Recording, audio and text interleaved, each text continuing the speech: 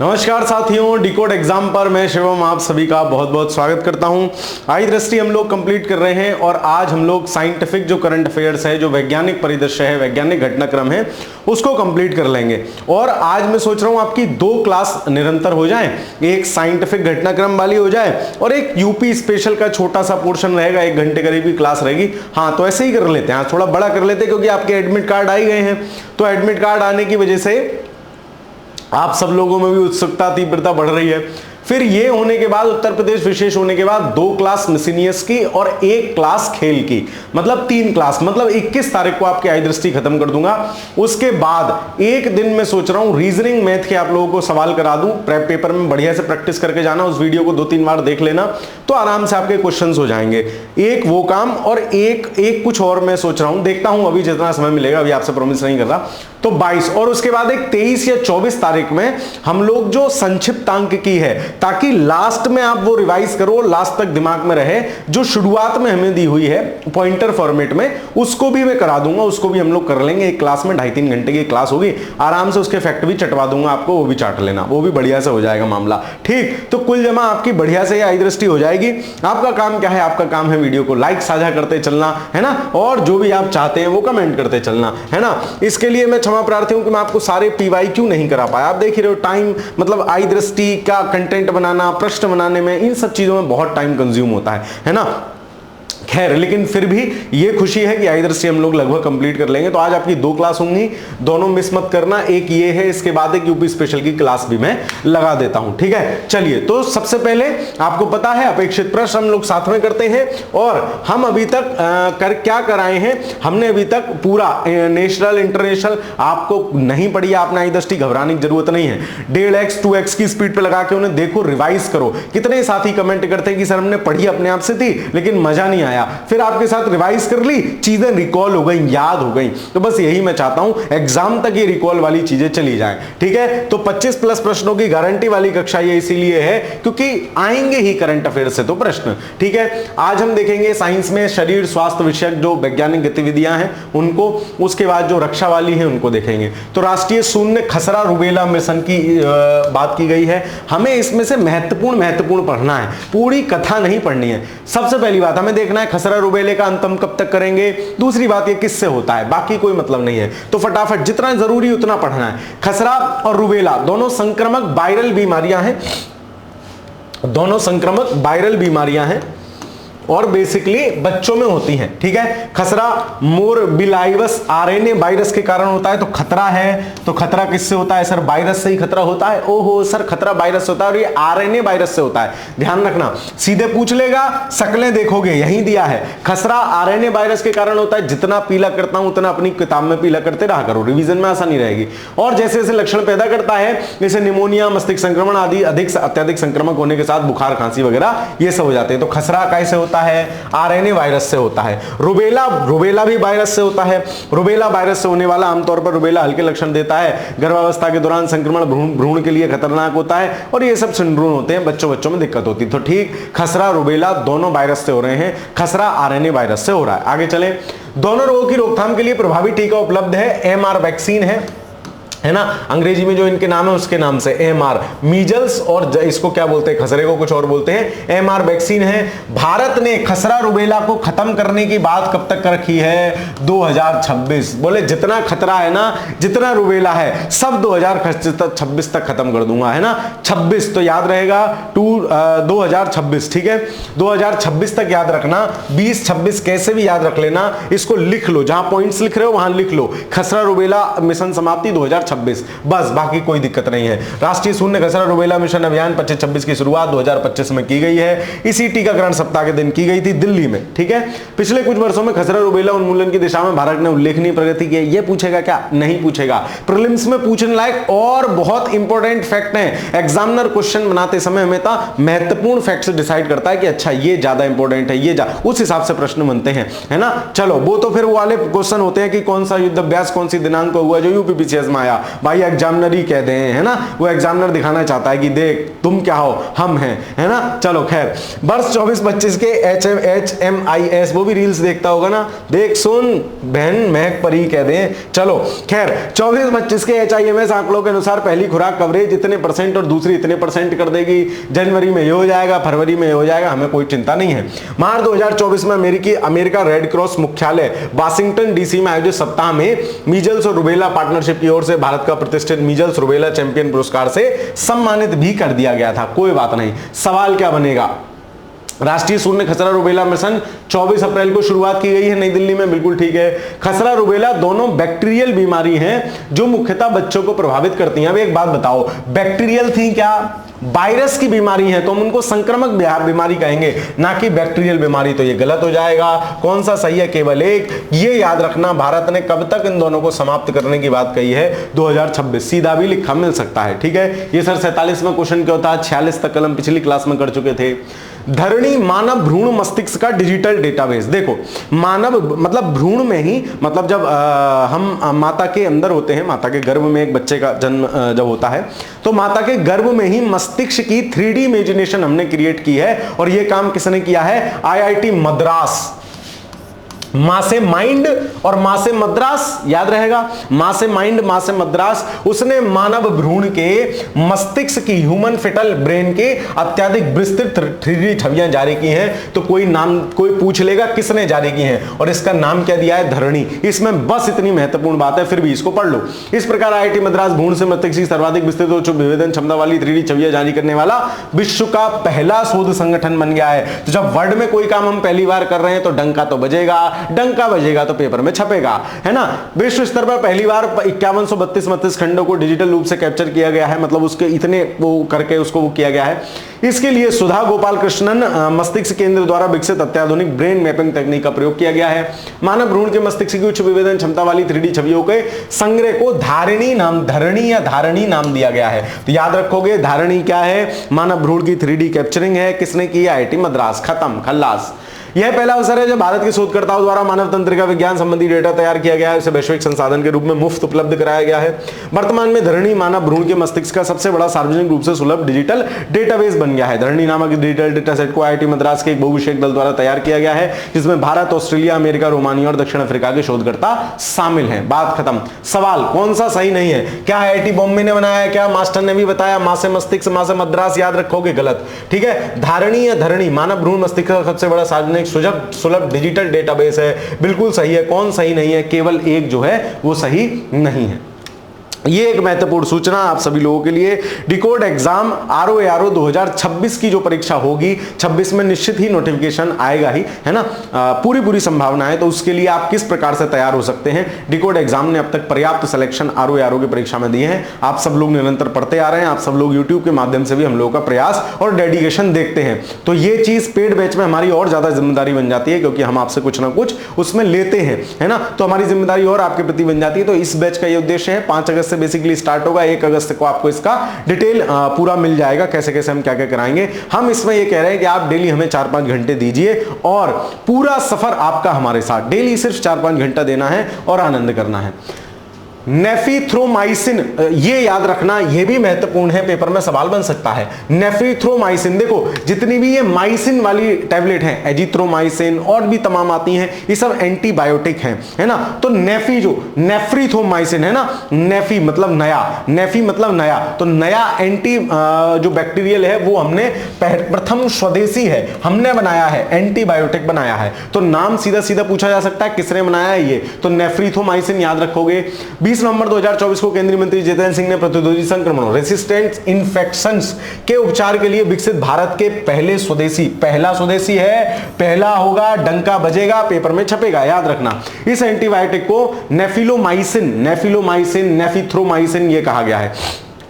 नेफिलो नहीं है, नेफिथ्रो है, ठीक है। नेफिथ्रोमाइसिन नाम दिया गया है इस एंटीबायोटिक को जैव प्रौद्योगिकी उद्योग अनुसंधान सहायता उद्योग अनुसंधान परिषद, है ना, इसके द्वारा इसके सहयोग से विकसित किया गया है। ध्यातव्य है कि BIRAC भारत सरकार के जैव प्रौद्योगिकी विभाग द्वारा स्थापित एक लाभकारी सार्वजनिक क्षेत्र का उपक्रम है। तो BRI, इसको बार्क याद कर लेना, तो उस महान बार्क नहीं है, फिर बता रहा हूं, लेकिन ध्यान रह जाएगा BIRAC, ठीक है। नेफ्रिथोमाइसिन की फार्मा कंपनी बार्क हार्ट द्वारा मिकनॉफ नाम ब्रांड से बाजार में पेश किया गया है। हालांकि नहीं पूछेगा, लेकिन फिर भी वार्क वॉक हार्ट कंपनी है, वॉक हार्ट आप देखे होंगे, डब्ल्यू वाला बड़ा वाला जो डब्ल्यू वाला साइन है उसका, वॉक हार्ट कंपनी द्वारा मिकनॉफ नाम से ब्रांड से पेश किया गया है मार्केट में। यह भारत की पहली स्वदेशी रूप से, तो नेफ्रिथ्रोमाइसिन आप याद रखोगे, स्वदेशी रूप से विकसित एंटीबायोटिक है जिसे रोगाणु प्रतिरोध के निपटने के उद्देश्य से बनाया गया है। इस एंटीबायोटिक के विकास के फलस्वरूप सामुदायिक अधिकृत जीवाणु निमोनिया का उपचार संभव हो चुकेगा। उल्लेखनीय है कि CABP कम्युनिटी एक्वायर्ड बैक्टीरियल पेन्यूमोनिया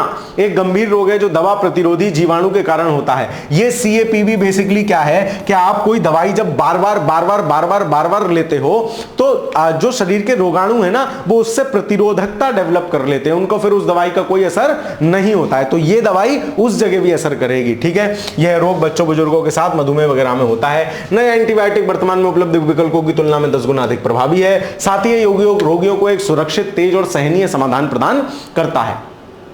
नेफ्रिथ्रोमाइसिन का विकास एक ऐतिहासिक उपलब्धि है क्योंकि यह वैश्विक स्तर पर अपने वर्ग में पिछले 30 वर्षों में विकसित हुआ पहला नया एंटीबायोटिक है। नेफ्रिथ्रोमाइसिन का विकास 14 वर्षों की समर्पित अनुसंधान और लगभग 500 करोड़ रुपए के निवेश के साथ परिणाम है। इस एंटीबायोटिक से नैदानिक परीक्षण, क्लिनिकल ट्रायल्स अमेरिका, यूरोप और भारत में भी कर लिए गए हैं, तब इसको लॉन्च किया गया है। रोगाणु रोधी प्रतिरोध क्या होता है? रोगाणु रोधियों में एंटीबायोटिक्स, एंटीवायरल्स, एंटीफंगल्स और एंटीपैरासिटिक्स भी आदि शामिल है। ऐसी दवाएं जिनका उपयोग मनुष्यों, पशुओं में संक्रामक रोगों की रोकथाम के लिए किया जाता है। AMR ऐसी स्थिति है जब जीवाणु, विषाणु, कवक और परजीवी रोगाणु रोधी औषधियों से प्रभावित नहीं होते हैं। तो AMR है ना, इसको ध्यान रखना।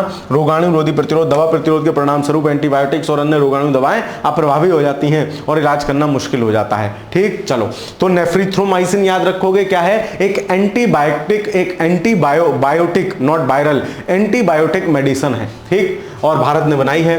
नेफ्रिथ्रोमाइसिन भारत का पहला स्वदेशी रूप से विकसित एंटीबायोटिक है जिसे रोगाणु रोधी प्रतिरोध से निपटने के लिए बनाया गया है। बिल्कुल ठीक है, पहला कथन बिल्कुल ठीक। इस एंटीबायोटिक को जैव प्रौद्योगिकी उद्योग अनुसंधान सहायता परिषद के सहयोग से विकसित किया गया है। बिल्कुल ठीक है। नेफ्रिथ्रोमाइसिन वैश्विक स्तर पर अपने वर्ग में पिछले 30 सालों में पहला एंटीबायोटिक है ऐसा विकसित होने वाला। सारे सही, ऑप्शन नंबर डी।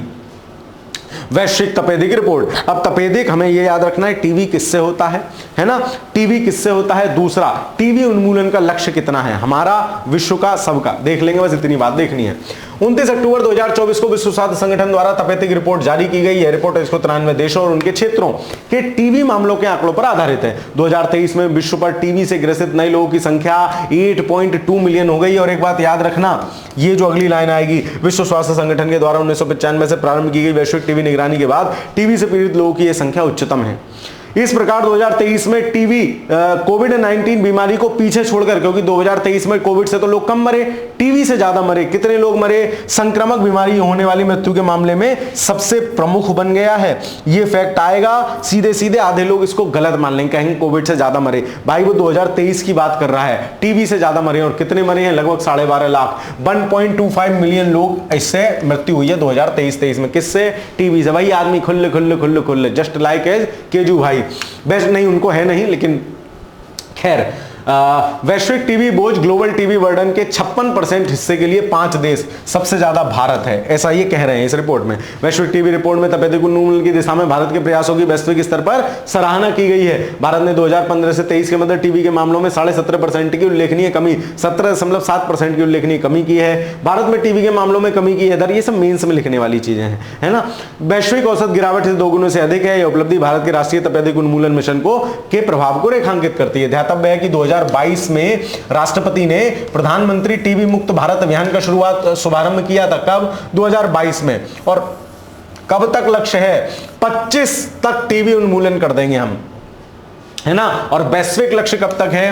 30 तक। बोले टीबी 5 साल पहले ही बंद कर दूंगा जब से तुमने कहा है टीवी देखना। बोले कब? बोले तुमने कही है 30, तो बोले 30 मिनट नहीं देखूंगा मैं, 25 मिनट टीवी देखूंगा। तुमान से 5 मिनट पहले टीवी बंद कर दूंगा। बचपन में हमारी माताजी टीवी लिमिट से देखने देती थी कि 30 मिनट देखोगे, 20 मिनट देखोगे, तो उससे पहले ही बंद कर देती 2 मिनट और, ताकि हम क्या रहें। तो ऐसे ही है, तो 30 मिनट में टीवी नहीं, 25 मिनट में बंद कर दूंगा। मतलब वैश्विक लक्ष्य कितना है? 2030। हमारा लक्ष्य कितना है? 2025। हमने प्रोग्राम कब लॉन्च करा है? 2022 में। ठीक, चलो।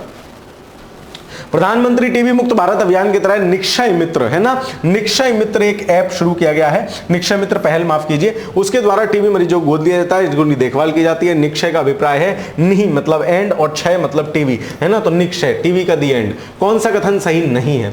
हाल ही में विश्व स्वास्थ्य संगठन द्वारा वैश्विक तपेदिक रिपोर्ट जारी की गई, WHO ने जारी की है, दोबारा देख लो, है ना। WHO, विश्व स्वास्थ्य संगठन, वैश्विक टीबी के 56% के लिए 5 देश क्रमशः भारत, इंडोनेशिया, ये सब है। 2015 से 2023 के मध्य टीबी के मामलों में इतने परसेंट की उल्लेखनीय वृद्धि नहीं की है, कमी की है। गलत हो जाएगा। कौन सा सही है? 3 सही नहीं है। और हम 2025 तक टीबी उन्मूलन कर लेंगे, विश्व 2030 तक टीबी उन्मूलन की बात कर रहा है। भारत ट्रैकोमा मुक्त, और अभी 2 पर के आए थे, खसरा रुबेला, कब तक? 26 तक खसरा रुबेला से मुक्ति का लक्ष्य है। 24 में मिशन लॉन्च किया है, ये 22 में मिशन लॉन्च किया था, 25 तक खात्मा है। भारत ट्रैकोमा मुक्त, वर्ष 2024 में भारत द्वारा एक जन स्वास्थ्य समस्या, पब्लिक हेल्थ प्रॉब्लम के रूप में ट्रैकोमा का उन्मूलन कर दिया गया है। ट्रैकोमा हमने ट्रैक कर दिया। बोले निकल ले तू बहुत जल्दी, तेजी, स्पीड, है ना। टाटा खत्म, बाय बाय कर दिया है। ट्रैकोमा टाटा खत्म, बाय बाय 2024 में। और WHO ने इसकी घोषणा कर दिया, मैं ऐसा प्रमाण पत्र दे दिया है। तो सवाल कैसे पूछेगा? हाल ही में WHO द्वारा प्रमाणित किस बीमारी का भारत से खात्मा हो गया है? तुम लगाओगे ट्रैकोमा, टाटा, बाय बाय, निकल। ठीक, चलो। भारत इस उपलब्धि को, अब देखो, जो मैं समय दे रहा हूं जिन चीजों पे, आपको रिपीट कर रहा हूं, मतलब वो पेपर के लिए महत्वपूर्ण है। जहां मैं स्पीड में पढ़ के निकल रहा हूं, अब ये मत सोचना मास्टर कथा पढ़ रहा है, मैं इसलिए स्पीड में पकड़ रहा हूं, कोई और महत्वपूर्ण चीज ना छूट जाए। ठीक, चलो। भारत इस उपलब्धि को प्राप्त करने वाला दक्षिण पूर्वी एशिया का तीसरा देश बन गया। उल्लेखनीय WHO के दक्षिण पूर्वी क्षेत्र में भारत से पूर्व नेपाल, म्यांमार। अब मेरी स्पीड इतनी तेज है कि आपको लगेगा 2x पे देख लें, ना, देखी ना जागी। नेपाल और म्यांमार द्वारा ट्रैकोमा का उन्मूलन किया जा चुका है। तो नेपाल और म्यांमार हमसे पहले कर चुके हैं, है ना। ये सवाल बनेगा तो कठिन सवाल बनेगा कि हम तीसरे हैं। नेपाल, म्यांमार हमसे पहले ट्रैकोमा को भगा दिए, टाटा, बाय बाय। अभी तक वैश्विक स्तर पर किस देशों ने उपलब्धि हासिल की? उल्लेखनीय है कि ट्रैकोमा 1950-60 के दौरान अंधेपन के प्रमुख कारणों में से एक था। ट्रैकोमा से क्या होता है? अंधा हो जाता है आदमी। 50-60 के दशक की बीमारी है, तभी हमने मिशन लॉन्च किया था। ट्रैकोमा आंखों में रोहे की बीमारी के नाम से भी जाना जाता है। आंखों में रोहे, स्पष्ट है कि ट्रैकोमा एक नेत्र रोग है जो क्लैमाइडिया ट्रैकोमेटिस नामक एक अंतः कोशिकीय जीवाणु, तो ट्रैकोमा किसकी वजह से होता है? जीवाणु की वजह से होता है ना। ट्रैकोमा किसकी वजह से? जीवाणु की वजह से होता है। याद रहेगा, ध्यान रहेगा, है ना। याद कैसे रख लेना? कोमा में जब आदमी चला जाता है तो जीता रहता है, जीवाणु बस जीता रहता है लेकिन कुछ कर नहीं पाता, तो ऐसे ध्यान रह जाएगा।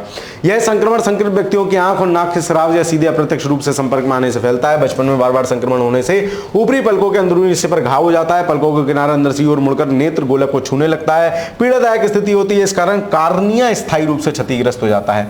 क्या किस चीज का खात्मा होता है इसमें? कार्निया स्थायी रूप से क्षतिग्रस्त हो जाता है, कार्निया समाप्त हो जाता है। इस स्थिति में ट्रैकोमेंटस ट्राइकियासिस के रूप में जाना जाता है। इलाज ना होने पर इसे आंखों की रोशनी कमी हो जाती है और खत्म हो जाता है।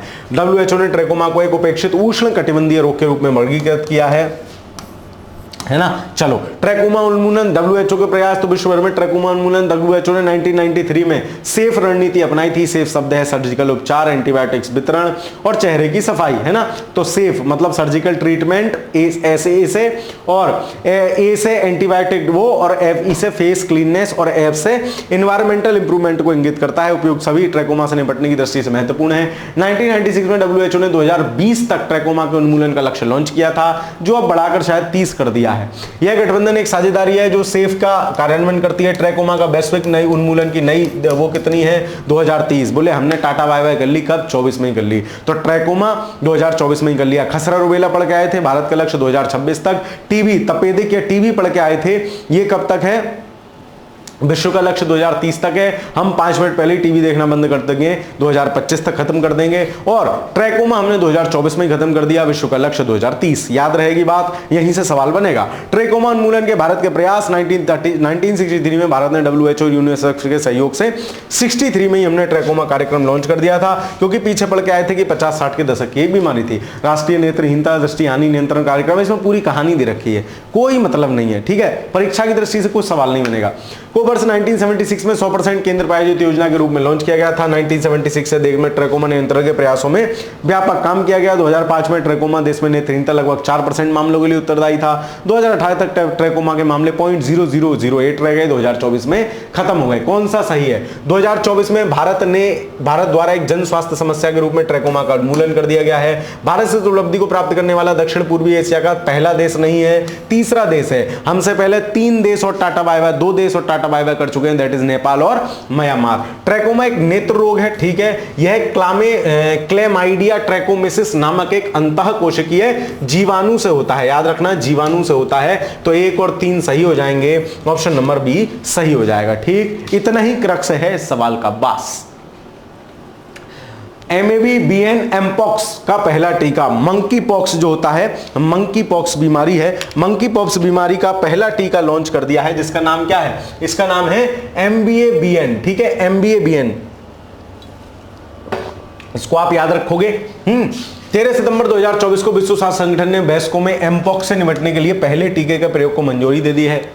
नाम पूछ लेगा आपसे। यह अफ्रीका और उसके आसपास के क्षेत्रों में एमपॉक्स से निपटने की दिशा में महत्वपूर्ण होगा। एमपॉक्स इस तरीके के टीके का नाम MBA-BN है ना, MBA-BN है ना। तो मंकी वायरस आदमी ऐसे याद रख लेना, मंकी वायरस आदमी बैन है ना, तो मंकी वायरस आदमी बैन एमपॉक्स, मंकी पॉक्स है ना। यह एमपॉक्स का पहला ऐसा टीका है जिसे WHO की पूर्व योग सूची में डाला गया है। उल्लेखनीय है कि MBA-BN का निर्माण डेनमार्क की बवेरियन नॉर्डिक डेनमार्क ने किया है, बस इतना ध्यान रखना, ठीक है।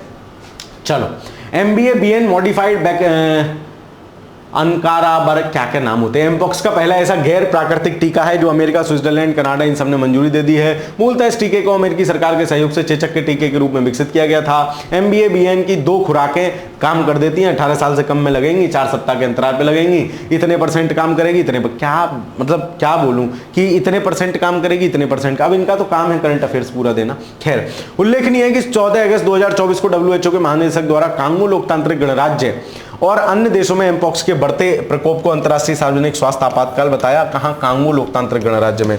इसके पूर्व 2002 में एमपॉक्स के वैश्विक प्रकोप को घोषित किया गया था। एमपॉक्स क्या है? एमपॉक्स मंकी पॉक्स वायरस से होने वाला संक्रामक दुर्लभ रोग है।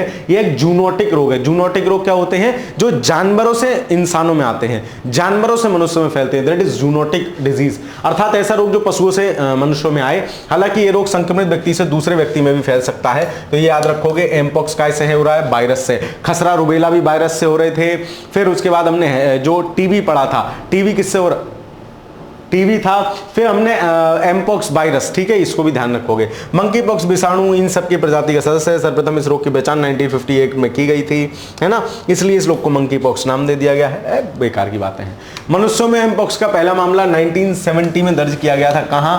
कांगो लोकतांत्रिक गणराज्य में। यही सबसे ज्यादा है। 28 नवंबर 2022 को विश्व संगठन ने मंकी पॉक्स रोग का नाम बदलकर एमपॉक्स कर दिया था, ठीक है। पहले इसको मंकी पॉक्स ही कहते थे। कौन सही नहीं है?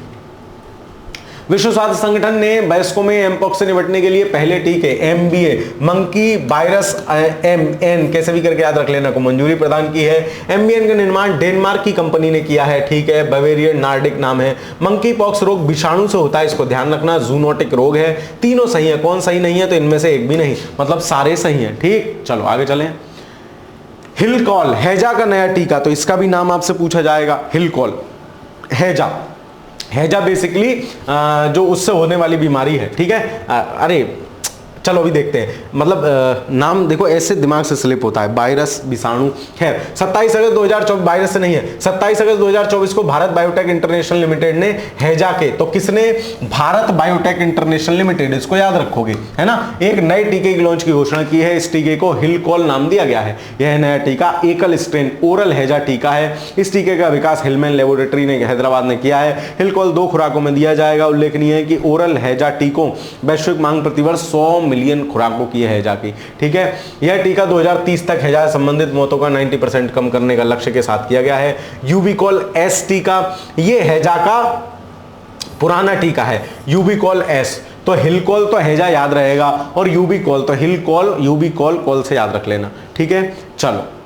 उल्लेखनीय है कि WHO की पूर्व योग्यता सूची में इस कंपनी द्वारा विकसित यूबिकॉल, यूबिकॉल प्लस ये पहले से हैं, है ना। उल्लेखनीय है कि हैजा तो यूबिकॉल, यूबिकॉल प्लस और यूबिकॉल एस ये तीनों पहले से हैं और हैजी अब जो आ गया है वो हैजीकॉल आ गया है। ठीक है, चलो। उल्लेखनीय है कि हैजा एक अत्यंत गंभीर अतिसारीय बीमारी है। योग विब्रियो कैरोली नामक जीवाणु से होता है, दूषित पानी से, मैं वो बोलना चाह रहा था, दूषित भोजन या दूषित जल से होता है। तो दूषित शब्द क्लिक नहीं कर रहा था, देख रहे हो, ऐसे ही हो जाता है। चलो खैर, जब दिन भर लैपटॉप के आगे बैठ के टक टक सवाल बनाते रहोगे, बुद्धि खराब हो जाएगी तो क्या होगा, यही होगा मास्टर। चलो, हम चाहते हैं तुम जल्दी से जल्दी पागल हो। चलो खैर, कोई बात नहीं, आपके चाहने ना चाहने से कुछ नहीं होगा, है ना। चलो, तो जीवाणु से होता है, ये भी याद रखोगे। किससे होता है? जीवाणु से। कौन सा? हैजा। और बाकी किससे? भोजन पानी, खराब भोजन पानी से। कहते हैं ज्यादा खराब कोई पानी वानी खाना, अरे हैजा हो जाएगा ऐसा खरा। ठीक है, चलो, कौन सही है? 27 अगस्त 2024 को भारत बायोटेक इंटरनेशनल लिमिटेड, याद रखोगे, भारत बायोटेक हिलकॉल को लॉन्च किया है। WHO ने हैजा के नए ओरल टीकों के रूप में यूबीएसएल को अपनी पूर्व योग्यता सूची में शामिल कर लिया है। दोनों ही सही है, यूबिकॉल एस तो शामिल था ही। ठीक है, चलो, और ये हिलकॉल अभी शामिल शायद नहीं हुआ है, तो सी सही है, एक और दो दोनों। R21 या मैट्रिक्स एम द्वितीय मलेरिया का टीका है। तो एम से याद रखना, matrix M malaria, matrix M malaria का टीका। तो इन टीकों के नाम जरूर याद रखना। और रोग किससे होता है? ये, बस इतनी बात ही इसमें महत्वपूर्ण है, इतनी सी बात है, ये महत्वपूर्ण है, बात खत्म। 15 जुलाई 2024 को कोटेड आइवर ने अपने नियमित टीकाकरण में R21 मैट्रिक्स एम टीके को शामिल करने वाला विश्व का पहला देश बन गया है। किसमें? नियमित टीकाकरण की बात हो रही है। ठीक, चलो। ज्ञातव्य है कि 2 अक्टूबर 2023 को विश्व स्वास्थ्य संगठन ने बच्चों में मलेरिया की रोकथाम हेतु नए टीके के प्रयोग की सिफारिश की थी। इस टीके का नाम R21 या मैट्रिक्स एम है। यह मलेरिया के दूसरा ऐसा टीका है जिसके प्रयोग की सिफारिश WHO ने की है। उल्लेखनीय है कि इसके पूर्व WHO ने 2021 में RTS या AOS1 मास्क्यूरिस नामक टीके का प्रयोग की वो की थी कि भैया इसको प्रयोग कर सकते हो। R21 या मैट्रिक्स एम टीके को ऑक्सफोर्ड विश्वविद्यालय ने बनाया है, ऑक्सफोर्ड विश्वविद्यालय के जेनर इंस्टीट्यूट ने बनाया है। मैट्रिक्स एम, तो मैट्रिक्स का एम ध्यान रखना, एम ऑक्सफोर्ड। ठीक है, चलो। इसके साथ ही टीके का विकास EDCTP, वेलकम ट्रस्ट और यूरोपियन निवेश बैंक ने भी सहयोग दिया है। इस टीके का विकास अमेरिका में जय प्रौद्योगिकी कंपनी नोवावैक्स वगैरह ने किया है। वस्तुतः समयपिन तौर पर फलाना ढिमाका कोई मतलब नहीं। WHO ने R21 मैट्रिक्स एम टीके को पूर्व योग्यता परीक्षण की सूची में शामिल कर लिया है। कौन सा सही है? कोटेडी आइवर नियमित टीकाकरण में R21 को शामिल करने वाला पहला देश बन गया है। यह मलेरिया का पहला टीका है जिसके प्रयोग की सिफारिश WHO ने की है ना, दूसरा टीका है। पहला कौन सा था? पहला AOS01 है शायद, हाँ ASO01। ठीक है, चलो, तो क्या हो जाएगा, कौन सा सही है? केवल एक सही हो जाएगा, ऑप्शन ए। अब हम आ जाते हैं रक्षा विज्ञान पे। अब करेगा अपन रक्षा। रक्षा में वो युद्ध अभ्यास वगैरह महत्वपूर्ण है, इसमें भी खूब बकवास दी हुई है ना। पूरी मिसाइल को नू करके पूरा खोल के लिख रहे हैं, जितनी काम की चीज है। मिसाइल से सवाल जो बनते हैं वही कराऊंगा, कहानी नहीं पढ़नी है हमें।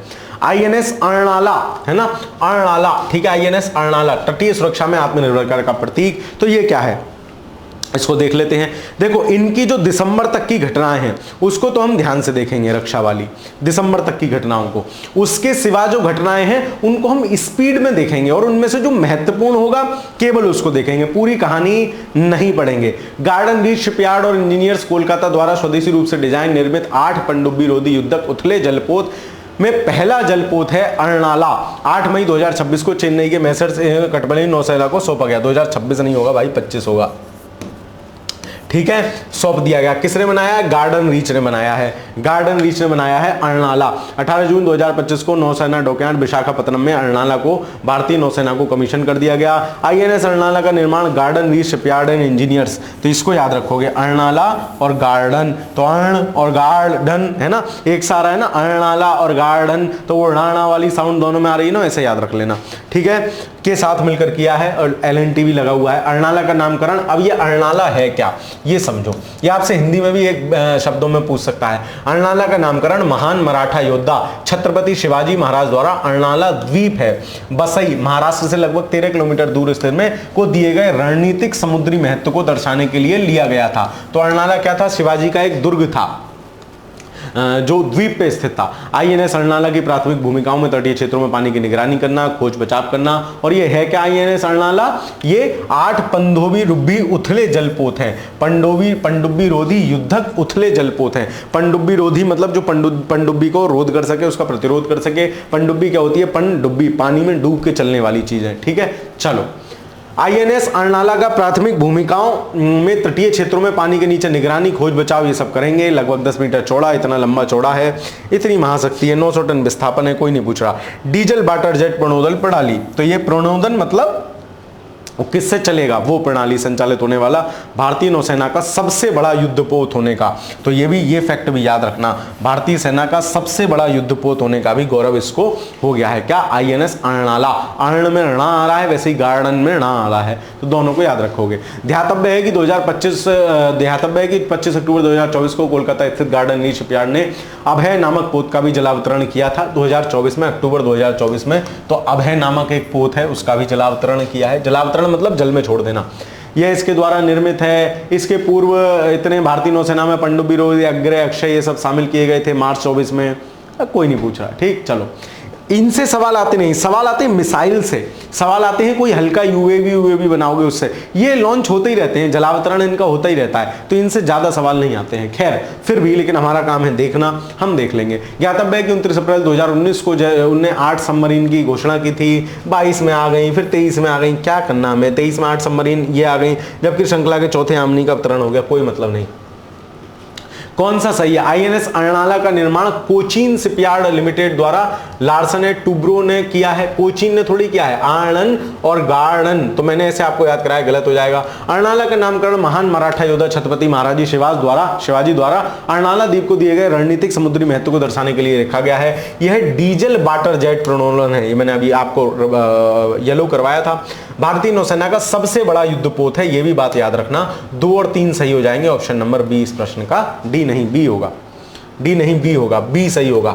बी सही होगा। अरे गार्डन शिपयार्ड द्वारा है ना भाई, अरनाला का निर्माण गार्डन री शिपयार्ड कोलकाता द्वारा। हाँ ठीक है, चलो। उसके बाद hybrid BTOLUV Rudrastra, high volatile Rudrastra, ये क्या है? ये रुद्रास्त्र आपसे पूछ सकता है कि रुद्रास्त्र क्या है, तो हम रुद्रास्त्र बताएंगे क्या है। ऐसे अरनाला क्या है, तो मोटा मोटा में याद रखना है कि अरनाला क्या है, रुद्रास्त्र क्या है, बस इतना। 11 जून को भारतीय सेना ने solar defence and aerospace limited द्वारा स्वदेशी रूप से विकसित किया गया मानव रहित हवाई यान, ये UAV है, मानव रहित हवाई यान। ये क्या होते हैं? जैसे कहीं जाकर तुम्हें बम फेंकना है, तो एक आदमी हेलीकॉप्टर ले जाके जाए, फिर बम फेंके, तो उसके मृत्यु होने की और बहुत सारी चीजों की संभावना होती है, पकड़े जाने की। UAV भेज दिया तुमने, मतलब जिसमें आदमी ना है, खाली वो वाहन जाएगा, वहां से कहीं वहां फोड़े ये बेटा जाके, वो सीधे रोबोट की तरह जाएगा टूई, और वहां पे जाके गिराया जाएगा, निपटाया जाएगा। मारा भी गया, कुछ भी हो गया तो कोई समस्या नहीं है। खैर, राजस्थान के जैसलमेर के पोखरण फायरिंग रेंज में इसका परीक्षण किया गया रुद्रास्त्र का। रुद्रास्त्र एक हाइब्रिड ऊर्ध्वाधर टेक ऑफ और लैंडिंग, ऊर्ध्वाधर टेक ऑफ मतलब रुद्रास्त्र क्या है, कोई भी प्लेन विलेन जो होता है पहले रन अप करता है फिर उड़ता है, और ये क्या है, ये सीधे उड़ जाएगा ऐसे ही करके, रोबोट टाइप है ना। तो रुद्रास्त्र जो है हाइब्रिड ऊर्ध्वाधर टेक ऑफ लैंडिंग क्षमता वाला UAV है, जो हेलीकॉप्टर और विमान दोनों की क्षमताएं रखता है। तो ये आपसे रुद्रास्त्र के विषय में पूछ सकता है। परीक्षण के तहत UAV की ऊर्ध्वाधर टेक ऑफ और लैंडिंग क्षमता, विस्तारित उड़ान रेंज,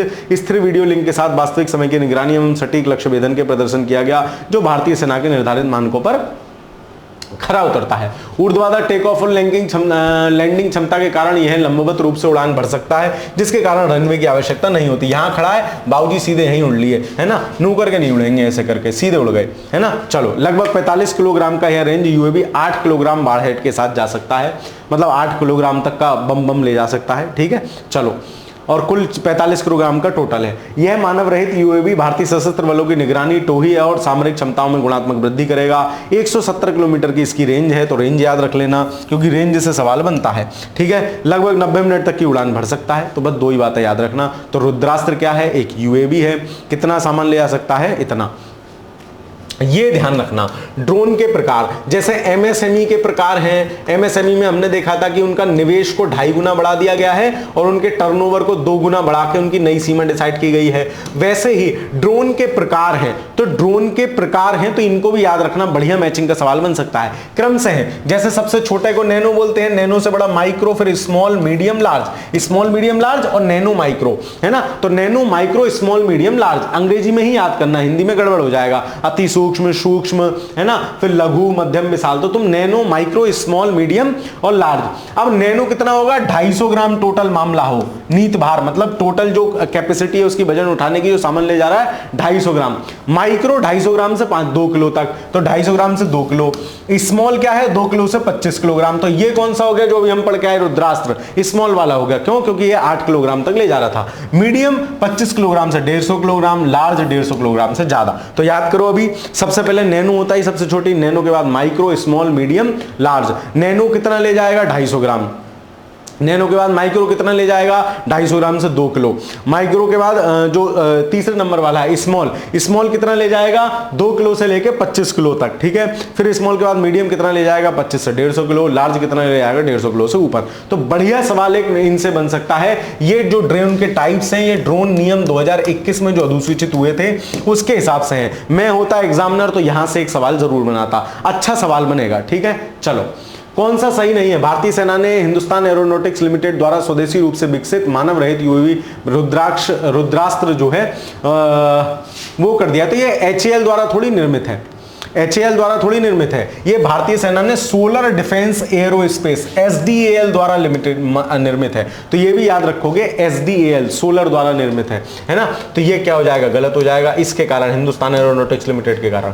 रुद्रास्त्र एक हाइब्रिड ऊर्ध्वाधर टेक ऑफ लैंडिंग क्षमता वाला यूएवी ड्रोन है जो हेलीकॉप्टर और विमान दोनों की क्षमताएं रखता है। बिल्कुल सही बात है, दूसरा बिल्कुल सही हो जाएगा। तो हमसे पूछा कौन सही नहीं है, तो ऑप्शन नंबर ए जो होगा वो सही ना होगा, ठीक है। चल, भार्गवास्त्र, ये क्या है, ड्रोन रोधी प्रणाली है भार्गवास्त्र, ठीक है। तो हमें ये देखनी है ये क्या है। तो हमें मोटा मोटा आइडिया रखना। अच्छा, अर्णाला क्या था, अच्छा जलपोत था, है ना, जलपोत था, एंटी पनडुब्बी जलपोत था। अच्छा, रुद्रास्त्र क्या था, अच्छा यूएवी था। बस इतना ध्यान रखना है, ऐसे ही सवाल मैंने बनाए हैं। भार्गवास्त्र क्या है, सोलर ग्रुप द्वारा एक बहुस्तरीय ड्रोन रोधी प्रणाली, मतलब ड्रोन, अब तुमने तो ड्रोन बना लिए, कोई और बनाएगा उसको भी तो बंद करोगे ना। तो इस प्रणाली को भार्गवास्त्र नाम दिया है। भार्गवास्त्र क्या है, भार्गवास्त्र का नाम महाभारत में वर्णित उस विनाशकारी दिव्यास्त्र से प्रेरित है जिसका यूज कर्ण ने अर्जुन के विरुद्ध किया था। वन वर्ड सब्स्टिट्यूशन में सवाल आ जाएगा। वह अस्त्र जो कर्ण ने अर्जुन के विरुद्ध यूज किया था, तो वह दिव्यास्त्र तो कौन सा था, भार्गवास्त्र था, है ना। अनेक शब्दों के लिए एक शब्द में भी ध्यान रखोगे इसको। GS प्लस हिंदी का कॉम्बो, बड़ा शानदार सवाल बनेगा। चलो खैर, भार्गवास्त्र को कर्ण ने विष्णु के अवतार भगवान परशुराम से प्राप्त किया था। यह भी ध्यान रखोगे, सब महाभारत की कहानियों में आपने देखी होगी तो आपको पता होगा। परीक्षण स्थल, भार्गवास्त्र का परीक्षण 12-13 जनवरी को ओडिशा स्थित गोपालपुर सीवर्ड फाइजिंग रेंज से किया गया। विकासकर्ता कौन है, सोलर ग्रुप की सहायक company economic explosives limited EEL है। 12 जनवरी को भार्गवास्त्र ड्रोन प्रणाली का प्रथम परीक्षण के तहत माइक्रो मिसाइल से दागा, इसने हवा में खत्म कर दी। भार्गवास्त्र है ना, अत्याधुनिक क्षमताओं से लैस है। 6 किलोमीटर से भी अधिक दूरी से छोटे दुश्मन के ड्रोनों को ट्रैक कर सकता है। कितना, 6 किलोमीटर से ज्यादा दूरी, ठीक है। साथ ही यह सूक्ष्म मिसाइल का उपयोग कर दुश्मन के ड्रोनों को मार भी गिरा सकता है। तो भार्गवास्त्र बेसिकली क्या है, भार्गवास्त्र ड्रोन रोधी प्रणाली है और ये कुछ भी कर सकती है, मतलब कुछ भी से सेंस की दुश्मन के ड्रोन वगैरह गिरा सकती है, मिसाइल भी मार सकती है। यह 10 किलोमीटर तक की रडार की दूरी पर यूएवीज को लेकर विशाल यूएवीज का पता लगा सकता है। छोटे से बड़े यूएवी जो हैं, है ना, जो मानव रहित वो होते हैं। भार्गवास्त्र प्रणाली एक साथ 64 से अधिक माइक्रो मिसाइल को दाग सकती है। कौन सही नहीं है, भार्गवास्त्र एक बहुस्तरीय ड्रोन रोधी प्रणाली का परीक्षण ओडिशा के गोपालपुर में किया गया है। बिल्कुल ठीक है। भार्गवास्त्र का विकास सोलर ग्रुप की सहायक कंपनी इकोनॉमिक एक्सप्लोजिव्स ने किया है। ठीक है। यह 10 किलोमीटर तक की दूरी पर स्थित मध्यम यूएवी से लेकर विशाल यूएवी के पता लगा सकता है। तो सारे सही है, कोई गलत नहीं है। अब ध्यान रखना, 10 किलोमीटर तक तो यूएवी और 6 किलोमीटर से दुश्मन के ड्रोनों को ट्रैक कर सकता है, 6 किलोमीटर से। ठीक है, तो दोनों बात याद रख लेना। वैसे पूछा नहीं जाएगा, यही पूछेगा, ज्यादा से ज्यादा पूछेगा तो भार्गवास्त्र क्या है। अफ्रीका, अभी सवाल नहीं है सर, हैं, सबके एक साथ बना दिए हैं, सवाल तो आना चाहिए। अच्छा हाँ, देख तो लिया। अफ्रीका भारत की बहुराष्ट्रीय समुद्री अभ्यास। अफ्रीका और भारत ने एक समुद्र अभ्यास किया है, अफ्रीका इंडिया की मेरीटाइम इंगेजमेंट।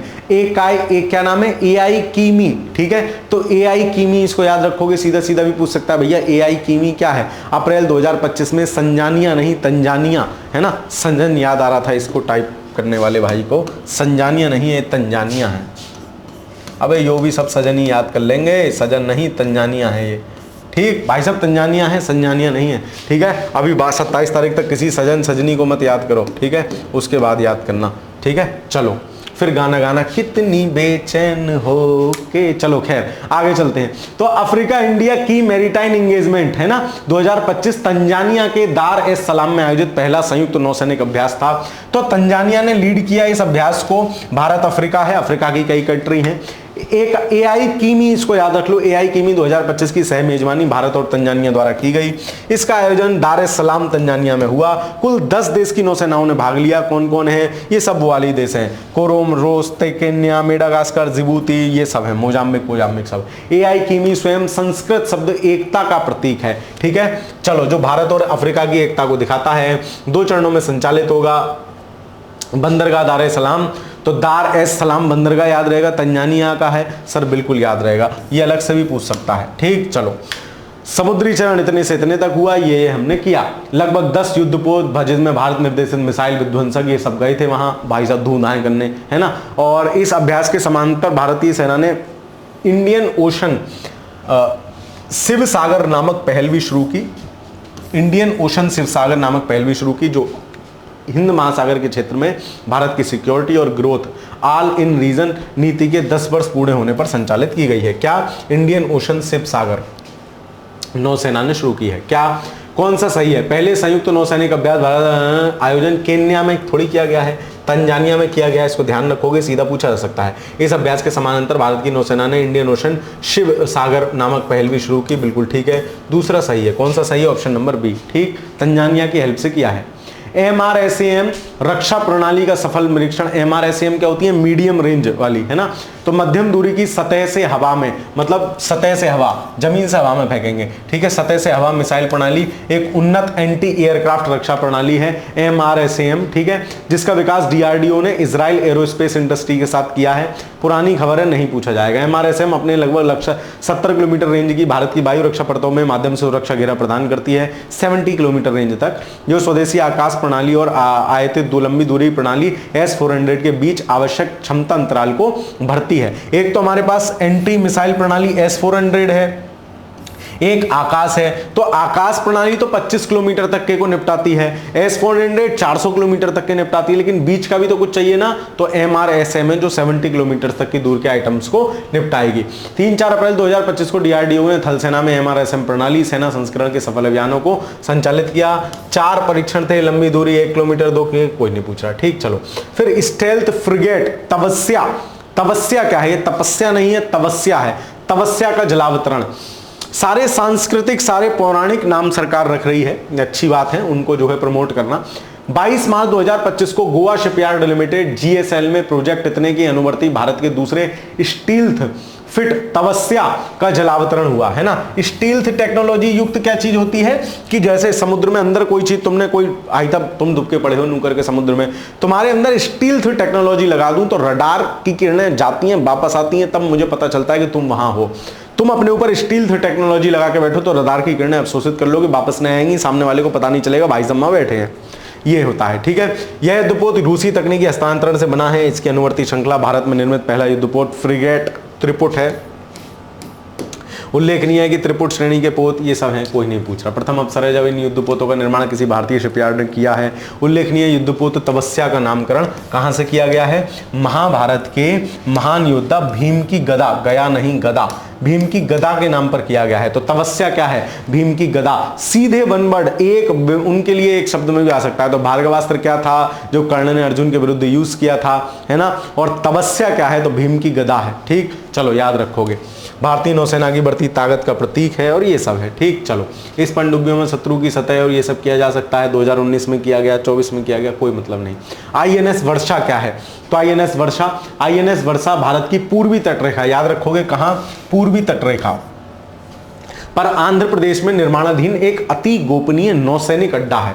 ये बात याद रखोगे, सीधे सीधे यहीं से सवाल पूछेगा, इसके सिवा इसमें कुछ महत्वपूर्ण नहीं है, सीधे सीधे यहीं से सवाल पूछेगा। अति महत्वपूर्ण अति गोपनीय नौसैनिक अड्डा है जिसका उद्देश्य भारतीय नौसेना की परमाणु संचालित पनडुब्बी बेड़े और मिसाइल पनडुब्बियों और इन सबका परमाणु का आश्रय स्थल प्रदान करना है। INS वर्षा आंध्र प्रदेश में है, पूर्वी तट पे है, इतनी बात ध्यान रखोगे। INS वर्षा का निर्माण, अब देखो वर्षा जो होती है वो पूर्वी तट पे ना होती है भाई मेरे। जब मानसून आता है, चलते हैं ज्योग्राफी में, तो एक मानसून ऐसे और पूर्वी तट पे बिना वर्षा किए शाखा इधर को निकल जाती है, तो पूर्वी तट पे बोले वर्षा रखो, फिर यहां वर्षा ना होती इसलिए यहां वर्षा रखेंगे, याद रह जाएगी, ये सरब याद रह जाएगी। INS वर्षा का निर्माण आंध्र प्रदेश में विशाखापट्टनम से 50 किलोमीटर दूर रामबिल्ली नामक तटीय गांव के निकट हो रहा है। यह स्थान नौसैनिक कमान के मुख्यालय विशाखापट्टनम के करीब है और दो नदियों सरदा और बराह के संगम के पास स्थित है। इस नौसैनिक अड्डे का परिसर 20 वर्ग किलोमीटर क्षेत्र में 2026 तक इसके आरंभ होने की संभावना है, इसका लक्ष्य है। ठीक, चलो सवाल क्या सही है? INS वर्षा का निर्माण आंध्र प्रदेश में विशाखापट्टनम से 50 किलोमीटर दूर रामबिल्ली नामक गांव में हो रहा है। तो INS वर्षा, पूर्वी तट, आंध्र प्रदेश और क्या है? नौसैनिक अड्डा। सिर्फ 3 बातें याद रखनी है, पूरी कथा हटा के सिर्फ 3 बात। INS वर्षा भारत का एक अति गोपनीय नौसैनिक अड्डा है जिसका उद्देश्य भारतीय नौसेना की परमाणु संचालित पनडुब्बियों को आश्रय देना है। बिल्कुल ठीक है, ऑप्शन नंबर सी सही हो जाएगा, 1 और 2 दोनों। बहुउद्देशीय पोत उत्कर्ष क्या है? तो उत्कर्ष एक बहुउद्देशीय पोत है। भारतीय रक्षा मंत्रालय और L&T शिपयार्ड लिमिटेड के मध्य 2 बहुउद्देशीय पोतों के निर्माण का अनुबंध 25 मार्च 2022 को हुआ था। शिपयार्ड लिमिटेड कौन सी है? L&T शिपयार्ड लिमिटेड, है ना। खैर, फिर ये क्या हुआ, इसका डिजाइन वाटर से चेन्नई में तैयार किया गया और निर्माण लॉर्डसन टुब्लो L&T, है ना। L&T भी काफी इन सब में योगदान देती है। L&T द्वारा निर्मित 2 बहुउद्देशीय पोतों में पहला समर्थक था, इसका जलावतरण 14 अक्टूबर 2024 को चेन्नई के कटुपल्ली शिपयार्ड में हुआ। दूसरा पोत उत्कर्ष है, 3 महीने बाद जनवरी 2025 में इसका वो हुआ है। तो उत्कर्ष और पहला कौन? समर्थक। ठीक, चलो वर्तमान में समर्थक समुद्री परीक्षण के चरण में है और उसके बाद नौसेना को सुपुर्द किया जाएगा। उत्कर्ष पोत की लंबाई इतनी है, गति इतनी है, आधुनिक तकनीकों से लैस है, स्वदेशी है। ठीक, NASMSR ये क्या है? ये क्या है? नौसैनिक anti ship missile short range. North क्या है? नौसैनिक एंटी शिप मिसाइल, NASM नौसैनिक anti ship missile short range का सफल परीक्षण, है ना, किया गया है। अपनी तरह का पहला है, ओडिशा के चांदीपुर। मैक्सिमम मिसाइल के परीक्षण कहां से होते हैं? ओडिशा के चांदीपुर से होते हैं, ये बात ध्यान रखना। यह मिसाइल भारत की नौसेना के सी किंग MK-42 हेलीकॉप्टर से की गई। अब ये पूछेगा क्या, एग्जामिनर को खुद ही नहीं याद होगा, पूछेगा कहां से। परीक्षण में इस मिसाइल में सागर में एक छोटे जहाज का लक्ष्य पर प्रहार किया। NLSM एक अधिक मारक क्षमता की 55 किलोमीटर की है, सब सोनिक गति से चलती है। सब सोनिक, सुपरसोनिक, हाइपरसोनिक, 3 प्रकार की गतियां हैं। ये सीधा सवाल भी कभी भी बन सकता है, अच्छा सवाल बनेगा। एक होती है सब सोनिक, तमाम इसमें लंबी चौड़ी चीज दे रखी है। एक होती है सब सोनिक, ये ध्यान रखने वाली चीजें हैं। एक होती है सुपरसोनिक, एक होती है हाइपरसोनिक। हाइपरसोनिक ये क्या है? ध्वनि की गति के आधार पर मिसाइलों को नापने का सिस्टम है। ध्वनि की स्पीड से कोई चल रही है तो उसको 1 मैक गति बोलते हैं। तो जो 1 मैक से छोटी हो, 1 मैक से छोटी हो, वो क्या है? वो सबसोनिक है। जो 1 से 5 मैक के बीच में हो, वो क्या है? वो सुपरसोनिक है। जो लार्ज देन 5 मैक हो, वो हाइपरसोनिक है। ठीक, तो ये एक सबसोनिक मिसाइल है, याद रखना। ठीक है, मतलब कम गति से चलने वाली सिस्टम है। ठीक, चलो NASMR मिसाइल में मैन इन लूप अद्वितीय फीचर है, बियरली अनलॉक है, ये सब है, ये सब है। 100 किलोग्राम वजन ले जा सकता है। इस मिसाइल में उन्नत स्वदेशी फाइबर ऑप्टिक, मतलब इसमें क्या सवाल क्या बनेगा? नहीं बनेगा, डोंट वरी। ठीक, चलो बनेगा भी तो किसी को नहीं पता होगा। अब देखो, इतना सिर्फ तुम ये सवाल याद रखना, सिर्फ इतना याद रखना। MRSAM क्या है? पहला स्वदेशी नौसैनिक एंटी शिप मिसाइल रेंज है। तो MRSAM थोड़ी था, ये तो ये है एंटी शिप। अभी देखते हैं इसको भी। ठीक है, तपस्या क्या है? स्टील्थ फ्रिगेट है, युद्धपोत है। तपस्या हम देख के आए थे, और तपस्या नाम किससे लिया है? भीम के गदा से लिया है। ठीक है, उत्कर्ष क्या है? L&T द्वारा निर्मित बहुउद्देशीय पोत है। ठीक है, कौन सही सुमेलित है? और ये दोनों उल्टे दिए हैं। NASR क्या है? ये है पहली स्वदेशी नौसैनिक anti ship missile short range, ये पहले वाले में लिखा है। और MRSM क्या है? तो मीडियम रेंज, मध्यम दूरी। MR मतलब मीडियम रेंज की सतह से हवा missile, surface to air missile. MRSM इनके नाम में ही क्लियर होता है, तो नाम से ही कनेक्ट करना पता चल जाएगा। 2 और 3 सही, ऑप्शन नंबर बी सही हो जाएगा, बाकी दोनों गलत है। तो यही बात केवल ध्यान रखना, ये क्या क्या है। INS सूरत, INS नीलगिरी, INS बागशीर, यो क्या आइटम है?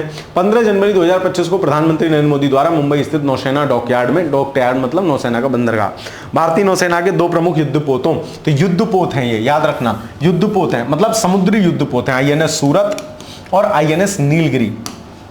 एवं ये पनडुब्बी है INS बागशीर। क्या है? बागशीर क्या है? वो बाग की तरह चीरी के अंदर घुस जाएगी पानी में, बागशीर अंदर चली गई जी, बागशीर, ठीक है। को शामिल करने के साथ इन्हें थल सेना दिवस के अवसर पर राष्ट्र को समर्पित किया। तो थल सेना दिवस कब होता है? 15 जनवरी।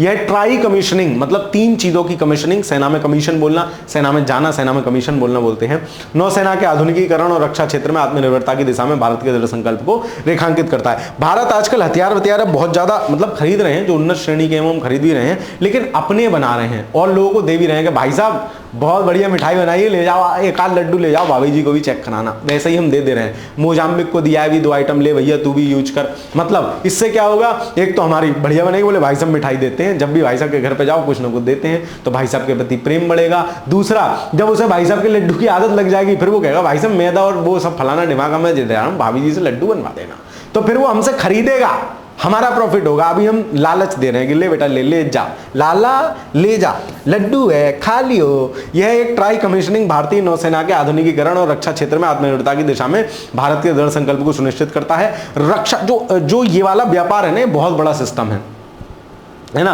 तो इसलिए इन दोनों युद्धपोतों पनडुब्बी के निर्माण में भारत में ही हुआ है, आत्मनिर्भर भारत अभियान के तहत हुआ है। क्या? INS सूरत है ना, भोली सी उसकी सूरत, और INS नीलगिरी है ना, ठीक है, उस पर नील गिर गई। बागशीर क्या है? अंदर चीर के घुस गई पानी में, पनडुब्बी है सर, ये दोनों युद्धपोत हैं। INS सूरत प्रोजेक्ट 15B गाइडेड मिसाइल विध्वंसक परियोजना के तहत है। तो सूरत कितनी है? सूरत 15 रुपए लायक है भाई तेरी, 15B। और ये किसके है? वो 17 कुछ के द्वारा है। यह दुनिया के सबसे बड़े आधुनिक विध्वंसकों में से एक है, आधुनिक हथियार से लैस है। सूरत ऐसी है, आधुनिक है बिल्कुल सूरत, ठीक है। इनका निर्माण भारतीय नौसेना के युद्धपोत डिजाइन द्वारा किया गया। ध्यातव्य 15वीं श्रृंखला के अन्य 3 युद्धपोत INS Visakhapatnam, INS मरुमुगाव, INS Imphal हैं। INS सूरत लगभग इतना लंबा चौड़ा है, यह सतह से हवा में मार करने वाला टारपीडो जहाज जो है, मिसाइल इस पर लगी हुई है एकदम फटाक। INS नीलगिरी जो है ये 17A के द्वारा है। तो नील कब गिर गई? बोले सर 17, 2 दिन बाद नील गिर गई थी सर। जिस दिन सूरत अच्छी थी ना 15B के दिन, सर उसके 2 दिन बाद नील गिर गई थी। यही बात ध्यान आ गई, पेपर में अगर सवाल आएगा तो ध्यान रखना। चलो, यह भारतीय नौसेना के युद्धपोतों की अगली पीढ़ी का प्रतिनिधित्व। ये स्टेबल रहने वाली बातें नहीं है, क्यों? क्योंकि स्टेबल रखना भी नहीं है। करंट अफेयर जिम में रख के थोड़ी जाओगे, ठीक? जब कुर्सी पे बैठोगे ना, यो बता जो बागशीर क्या थी, तब तेरे दस्तखत करूंगा। जल्दी बता दे बागशीर क्या थी, उससे पहले दस्तखत ना होने के। बोले यार ये अजीब आदमी है ना, करंट अफेयर्स पूछे हैं। चलो खैर, भारतीय नौसेना के युद्धपोत डिजाइन ब्यूरो द्वारा डिजाइन मझगांव डाक शिपयार्ड लिमिटेड द्वारा निर्मित है। प्रोजेक्ट 17A 17A शामिल में अन्य स्टील हिमगिरी और उदयगिरी, दूनागिरी, तारागिरी, बिंदगिरी, महेंद्रगिरी हैं। अब यो कौन सी गिरी आ गई? नीलगिरी आ गई, सारी गिरी हैं, ठीक। चलो, INS बागशीर प्रोजेक्ट 17 स्कॉर्पिन परियोजना कलवरी श्रेणी की 6ठी और अंतिम पनडुब्बी है। इसमें भी कई आ गई हैं INS बागशीर में, है ना। प्रोजेक्ट 75 श्रृंखला में अन्य 5 पनडुब्बियां कलवरी, खंदेरी, करंज, बेला, बागशीर। हालांकि आज तक इनसे सवाल नहीं आया किसी से भी, लेकिन फिर भी हमें तो पढ़ना है। यह पनडुब्बी ये सब करती है, टारपीडो फारपीडो लगे हुए हैं इसमें, छोड़ देंगे, है ना। आइए ना हमरे डैश डैश में, इनमें 50 दिन तक पानी अंदर रहने की क्षमता है, दोनों युद्धपोत, और ये सब काम करेंगे। चलो, कौन सा सही है? अब मिलाओ। इनमें मिला भाई। INS सूरत क्या है? प्रोजेक्ट 15B, 15 दिन की सूरत, 15 दिन बाद उसकी सूरत देखी, सर देखता ही रह गया। प्रोजेक्ट 15B गाइडेड मिसाइल विध्वंसक परियोजना के तहत निर्मित विशाखापत्तनम श्रेणी का 4था और अंतिम युद्धपोत है। सर कतई सही बात कह रहे हो, बिल्कुल। INS नीलगिरी, तो नील गिर गई थी, 2 दिन बाद नील गिरी, 17 स्टील फ्रिगेट परियोजना के युद्धपोतों के पहला जो है युद्धपोत है। INS बागशीर ये पहला है ना, इसके बाद ये गिरी और आएंगे, हाँ ये अन्य ये सब शामिल हैं, ये पहला है, ठीक है। चलो, INS बागशीर 75 स्कॉर्पिन परियोजना कलवरी श्रेणी की पहली पनडुब्बी ना है, सारी आ गई, वो लास्ट है। बागशीर लास्ट में चीर के आई है, बाकी सब पहले ही आ गई थी। तो कौन से सही है? 1 और 2 सही हो जाएंगे, option number A। INS Tushil भारतीय नौसेना में शामिल। ये क्या है, तुशिल भारतीय नौसेना में शामिल कर लिया गया। युद्धपोत को केंद्रीय रक्षा मंत्री, अब दिसंबर में हुआ है, भूल जाओ, फिर भी ध्यान रख लो। उपस्थिति में रूस के कालिनिंग्राद स्थित यांकर शिपयार्ड में आयोजित एक समारोह में भारतीय नौसेना में शामिल किया गया। विशेषताएं, आईएनएस तुशिल भारतीय नौसेना का नवीनतम बहुउद्देशीय रडार की पहुंच से बच निकलने में सक्षम है। वही रडार की पहुंच से बच निकलना मतलब स्टील्थ टेक्नोलॉजी वाला है, ठीक है। फ्रिगेट है, फ्रिगेट बेसिकली क्या होते हैं, युद्धपोत से छोटे होते हैं लेकिन छोटे यान से बड़े होते हैं। मीडियम साइज वाला आइटम है फ्रिगेट, उसको फ्रिगेट बोलते हैं, ठीक है। मतलब युद्धपोत तो बहुत बड़ा होता है, अब इतना बड़ा आइटम सब जगह कहां लिए लिए घूमोगे भैया, हैं, तो वो कहता है कि ना छोटू सा बैग दे दो एक मम्मी, उसमें सामान ले जाऊंगा। तो ये छोटू सा बैग भी ना है, छोटू सा बैग तो तेरा पर्स है, उसमें डाल के ले जाके मम्मी उसमें बुक सट ना आएगी, मेरी सल्ट ना आएगी, तो एक छोटी सी पन्नी। तो ये फ्रिगेट क्या है, बीच का आइटम है, ठीक। चलो, यह पोत निर्देशित मिसाइल से लैस है। उल्लेखनीय है कि इस नवीकरणीय फ्रिगेट का नाम तुशिल है, जिसका अर्थ रक्षा कवच है। एक लाली कह रही थी आप ये क्रिंज से जोक मत मारा करो, हैं, क्रिंज से जोक मत मारा, बोर हो जाएंगे। तेरी क्या है भाई, तुम तो पढ़ने लिखने वाले बच्चे हो, आप बोर नहीं होगे, लेकिन ये नादान बालक जो मेरी तरह बैठे हैं उनको जोक नहीं मिलेगा तो वो कहेंगे बंस मोर, ठीक है। तो ये सब क्या है, ये सब इसलिए होता है कि दिमाग की एक हमारी क्षमता होती है, एक जैसी चीज पढ़ते पढ़ते हमारी बुद्धि काम करनी बंद कर देती है। तो उसको जैसे टीवी पे ऐड आते हैं ना रिफ्रेशमेंट के, वैसे ही ये ऐड है बीच बीच में, ठीक। चलो, इस फ्रिगेट क्रेस्ट का पोत वेज का प्रतीक चिन्ह भी कहा जाता है। अभेद्य कवचम का प्रतिनिधित्व करता है। इसका आदर्श वाक्य है निर्भय अभेद्य बलशील। आईएनएस तुशिल की लंबाई इतनी है, गैस टरबाइन प्रणोदक है। तुशिल नौसेना कुछ नहीं। प्रोजेक्ट 1135-6 तलवार श्रेणी के फ्रिगेट्स का निर्माण किया गया है। भूल जाओ। K4 बैलिस्टिक मिसाइल, मतलब भूल जाओ मतलब आएगा अभी तो तुम कर भी नहीं पाओगे, इतना मैटर है, मतलब ध्यान नहीं रहेगा ना, कितना याद रखोगे यार, तो इसलिए, और वो महत्वपूर्ण भी ना है।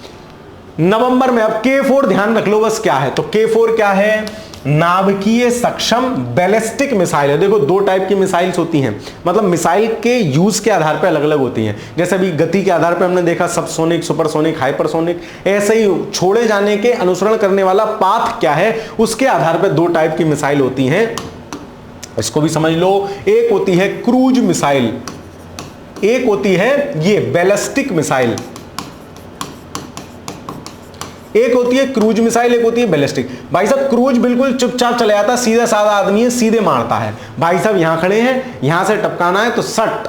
ये थोड़ा बैलिस्टिक है ना, ये थोड़ा बैलिस्टर टाइप का आदमी है। हमारे यहाँ बैलिस्टर किसे कहते हैं, ज्यादा काबिल बनता है उसको कहते हैं भाई बड़ा बैलिस्टर है। तो ये बैलिस्टर टाइप का आदमी है, सीधे नहीं जाता, यूं ऐसे करके मारता है, टाएं यूं करके ऊपर उड़ते हैं, फिर गुरुत्वीय गति के अधीन होकर गिरते हैं और फट से फटते हैं। मतलब थोड़े बैलिस्टर टाइप के आदमी ऐसे घूम के जाते हैं। भाई तम में से कोई बैलिस्टर हो तो बड़ा मत मानना, ठीक, मैं सिर्फ याद करने के लिए बता रहा हूं। तो ये क्या है, क्रूज है, बिल्कुल चुपचाप सीधा जाता भैया, और ये बैलिस्टिक मिसाइल इस पाथ को फॉलो करती है, तो ये ध्यान रखना, ठीक है। चलो, परीक्षण सफलतापूर्वक संपन्न किया। परीक्षण के तहत सर ये आएगा क्या बना हुआ सवाल में, ना, सवाल ऐसे आएगा, बैलिस्टिक मिसाइल प्रारंभ में अपनी गति से उड़ने के पश्चात गुरुत्वीय गति के अधीन होकर टारगेट को टारगेट करती हैं, बिल्कुल सही। और ये क्रूज मिसाइल सीधे टारगेट को टारगेट करती हैं, बिल्कुल ठीक, ठीक। चलो, परीक्षण के तहत इस मिसाइल को बंगाल की खाड़ी में आईएनएस अरी नामक नाभिकीय पनडुब्बी से दागा गया। इस परीक्षण के साथ तो K4 क्या है, एक बैलिस्टिक मिसाइल है, बैलिस्टर है ना।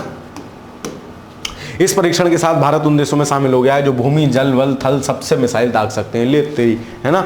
यह प्रथम अवसर है जब पनडुब्बी से प्रक्षेपित की जाने वाली बैलिस्टिक मिसाइल का परीक्षण किसी पनडुब्बी से किया गया। ज्ञातव्य है कि K4 बैलिस्टिक मिसाइल रेंज जरूर पूछता है मिसाइलों की, 3500 किलोमीटर तक मार करने में सक्षम है। तो K4 बोले 4 4000 किलोमीटर ना है, 500 कम है, 3500 किलोमीटर है, याद रह जाएगी सर, 3500 किलोमीटर है भाई, 4000 ना है, नाम में ही K4 है, इसके नाम से तो लग रहा है जी 4000 होगी ना, 3500 है, ठीक। चलो, भारत की पहली लंबी दूरी की हाइपरसोनिक मिसाइल, पहली है, लंबी दूरी की है, हाइपरसोनिक है। जैसे ही मैंने हाइपरसोनिक बोला मतलब 5 मैक से ज्यादा स्पीड से चलेगी। हाइपरसोनिक 5 मैक से ज्यादा, सबसोनिक 1 मैक से कम, सुपरसोनिक 1 to 5 मैक, ठीक। चलो, मैक इज इक्वल टू ध्वनि की गति।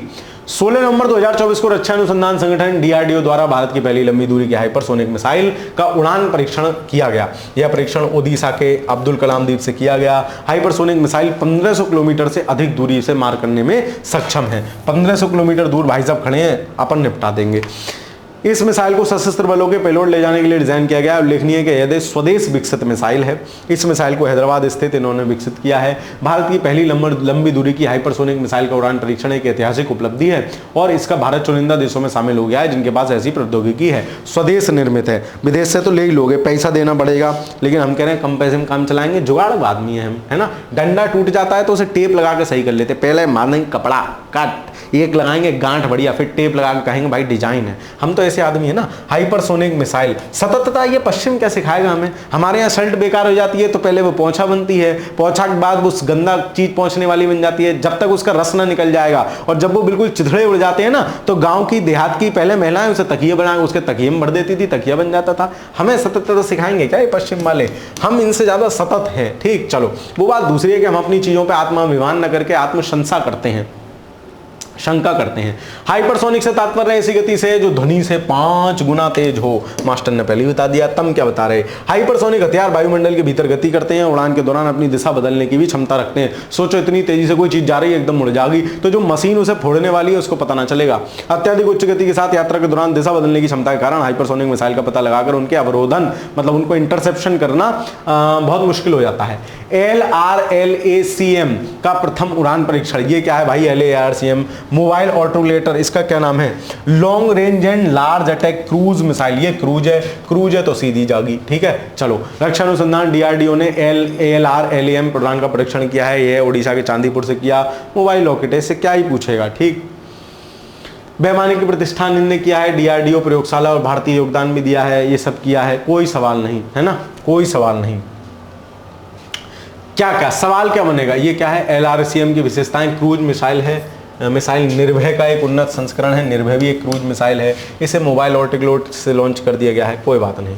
मारक दूरी 1000 किलोमीटर है। उसकी कितनी थी? बैलिस्टिक वाली की वो थी 1500।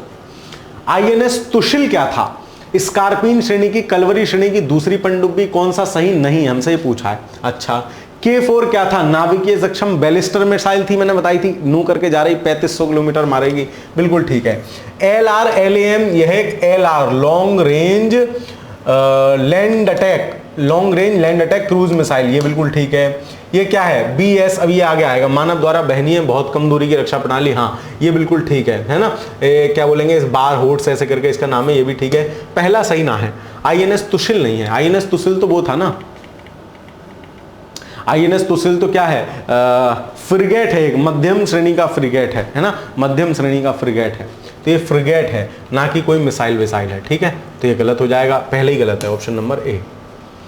मोजाम्बिक को 2 इंटरसेप्टर पोतों की आपूर्ति कर दी। मोजाम्बिक को 2 दे दिए, भाई तू हमारा दोस्त ले जा। मोजाम्बिक कहाँ है? ये साउथ अफ्रीका में, जहां मेडागास्कर है, मेडागास्कर द्वीप है ना, उसी का पड़ोसी है ये मोजाम्बिक। तो हमने इससे कह दिया इसके यहाँ समुद्री हमले समुद्री डाकू वाकू आते रहे, तो भाई तू ले जा, है ना। तीव्र गति से चलने वाले 2 इंसेप्टर पोत किसको दिए हैं? मोजाम्बिक को दिए हैं, यही पूछ लेगा। इन दोनों पोतों को भारतीय नौसैनिक पोत घड़ियाल द्वारा मोजाम्बिक को भेजा गया है ना, कोई हाथ में धर के थोड़ी ले जाएंगे। ठीक, हिंद महासागर के अपने क्षेत्र में मित्र देश के साथ क्षमता निर्माण प्रतिबद्धताओं के तहत भारत सरकार ने इनकी आपूर्ति मोजाम्बिक को की है कि भैया ले जा। ये दोनों पोत वाटर जेट चलित हैं और उनकी अधिकतम गति 45 नॉट है। ये दोनों पोत समुद्री आतंकवाद और कार्बो डेलगार्ड प्रांत में चल रहे विद्रोह के लिए मोजाम्बिक को हेल्प किए हैं। 2019 में भी दिए थे, फिर दे दिए। ये आ गया इसका सफल उड़ान परीक्षण। ये क्या है? 3-4 अक्टूबर 2024 को DRDO ने VSHORADS, इसका कोई नाम नहीं है, 3 उड़ान परीक्षण किए। यह चौथी पीढ़ी के तकनीकी रूप से उन्नत छोटे आकार के बार रोड्स बोलेंगे, बार होड्स इनको बोलेंगे, ऐसे बैश होड्स का अजीब सा नाम होता है। राजस्थान के पोखरण को ऐसे स्पेलिंग बोलते हैं, है ना, BSHORADS। 28 और 29 फरवरी को DRDO ने 2024 में 2 उड़ानों का सफल परीक्षण किया था। बहुत पुरानी घटना हो गई। बेसिकली मानव रहित वो है ये विमान, इनको ध्यान रखना। इसका पूर्ण रूप क्या है? Very short range air defence system. ठीक है, very short range air defence system. ठीक, चलो। मैन पैड्स क्या है? जो आदमी ले जाता है, कंधे पे मिसाइल सीन धर के ले जा वो। ठीक, इसका पूरा नाम क्या है? Man portable air defence system. ठीक है, तो ये man portable air defence system है, ये very short range air defence system है। तो फुल फॉर्म पूछ लेगा ज्यादा से ज्यादा। कौन सा सही है? DRDO द्वारा स्वदेशी रूप से विकसित पहली लंबी दूरी की हाइपरसोनिक मिसाइल उड़ान का परीक्षण किया गया। हाइपरसोनिक 15, ये उसका सवाल है। जोरावर हल्का युद्ध टैंक, इसको याद रखोगे। ये यद्यपि पुराना है लेकिन हमें ध्यान रखने योग्य बात है। यद्यपि पुराना है लेकिन हमें ध्यान रखने योग्य है, जोरावर भाई। ठीक है, 13 सितंबर 2024 को रक्षा अनुसंधान विकास संगठन DRDO ने भारत के हल्के युद्ध टैंक का विकासात्मक फाइनल परीक्षण किया। हल्के टैंक में जोरावर नाम दिया गया। नाम जोरावर है लेकिन हल्का युद्ध टैंक है। इस टैंक का नामकरण 19वीं शताब्दी के डोगरा जनरल जोरावर सिंह के नाम पर किया गया है। जोरावर सिंह ने लद्दाख और पश्चिमी तिब्बत में चीन के विरुद्ध सैन्य अभियान संचालित किया था। उल्लेखनीय है कि जोरावर टैंक एक विकासात्मक परीक्षण राजस्थान में किया गया था। तो जोरावर क्या है, आपको सिर्फ इतना ध्यान रखना है, भारत का हल्का युद्धक टैंक है। जोरावर क्या है, हल्का युद्धक टैंक है। ठीक, चलो पहली बात, आगे चलते हैं। इस टैंक का विकास लार्जन टुब्रो ने साथ में मिलकर हमने किया है, लार्जन टुब्रो के साथ में मिलकर किया है। ज्ञातव्य है कि ये DRDO की एक इकाई है। जोरावर टैंक सब जगह चला जाता है, हल्का है ना, कहीं भी वायु परिवहन वगैरह सभी ले जा सकते हैं, उभयचर है। सवाल क्या बनेगा, कौन सा सही नहीं है। 13 सितंबर 2024 को DRDO द्वारा भारत के हल्के टैंक जोरावर का सफलतापूर्वक परीक्षण राजस्थान में किया गया।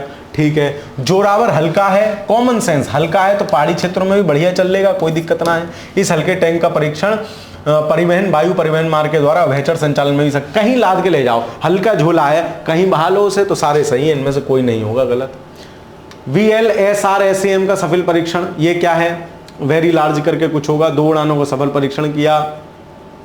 भूमि आधारित ऊर्ध्वाधर लॉन्चर है। इस मिशन के तहत मिसाइल कम ऊंचाई पर जाती है। दूसरा सफल परीक्षण, इस मिसाइल के तहत इंटरसेप्शन ये है, vertical launch short range surface to air missile, vertical launch short range surface to air missile. ठीक है, खैर चलो अब इसकी फुल फॉर्म पूछ लेगा जा सकता, बस इतना, इससे ज्यादा। मालपे मुल्की, 2 ये वो हैं, पनडुब्बी इनका भी जलावतरण करा है ना। चौथे और 5वें पोत है, माफ कीजिए, पनडुब्बी नहीं है, पोत है, मालपे और मुल्की। ठीक है, मालपुआ और मुल्की कोच्चि में जलावतरण कर दिया। पुरानी घटना है, सितंबर की। सवाल बनने की संभावना लगभग 0। उल्लेखनीय है कि इस परियोजना की सभी पोतों को कोचीन शिपयार्ड ने बनाया है।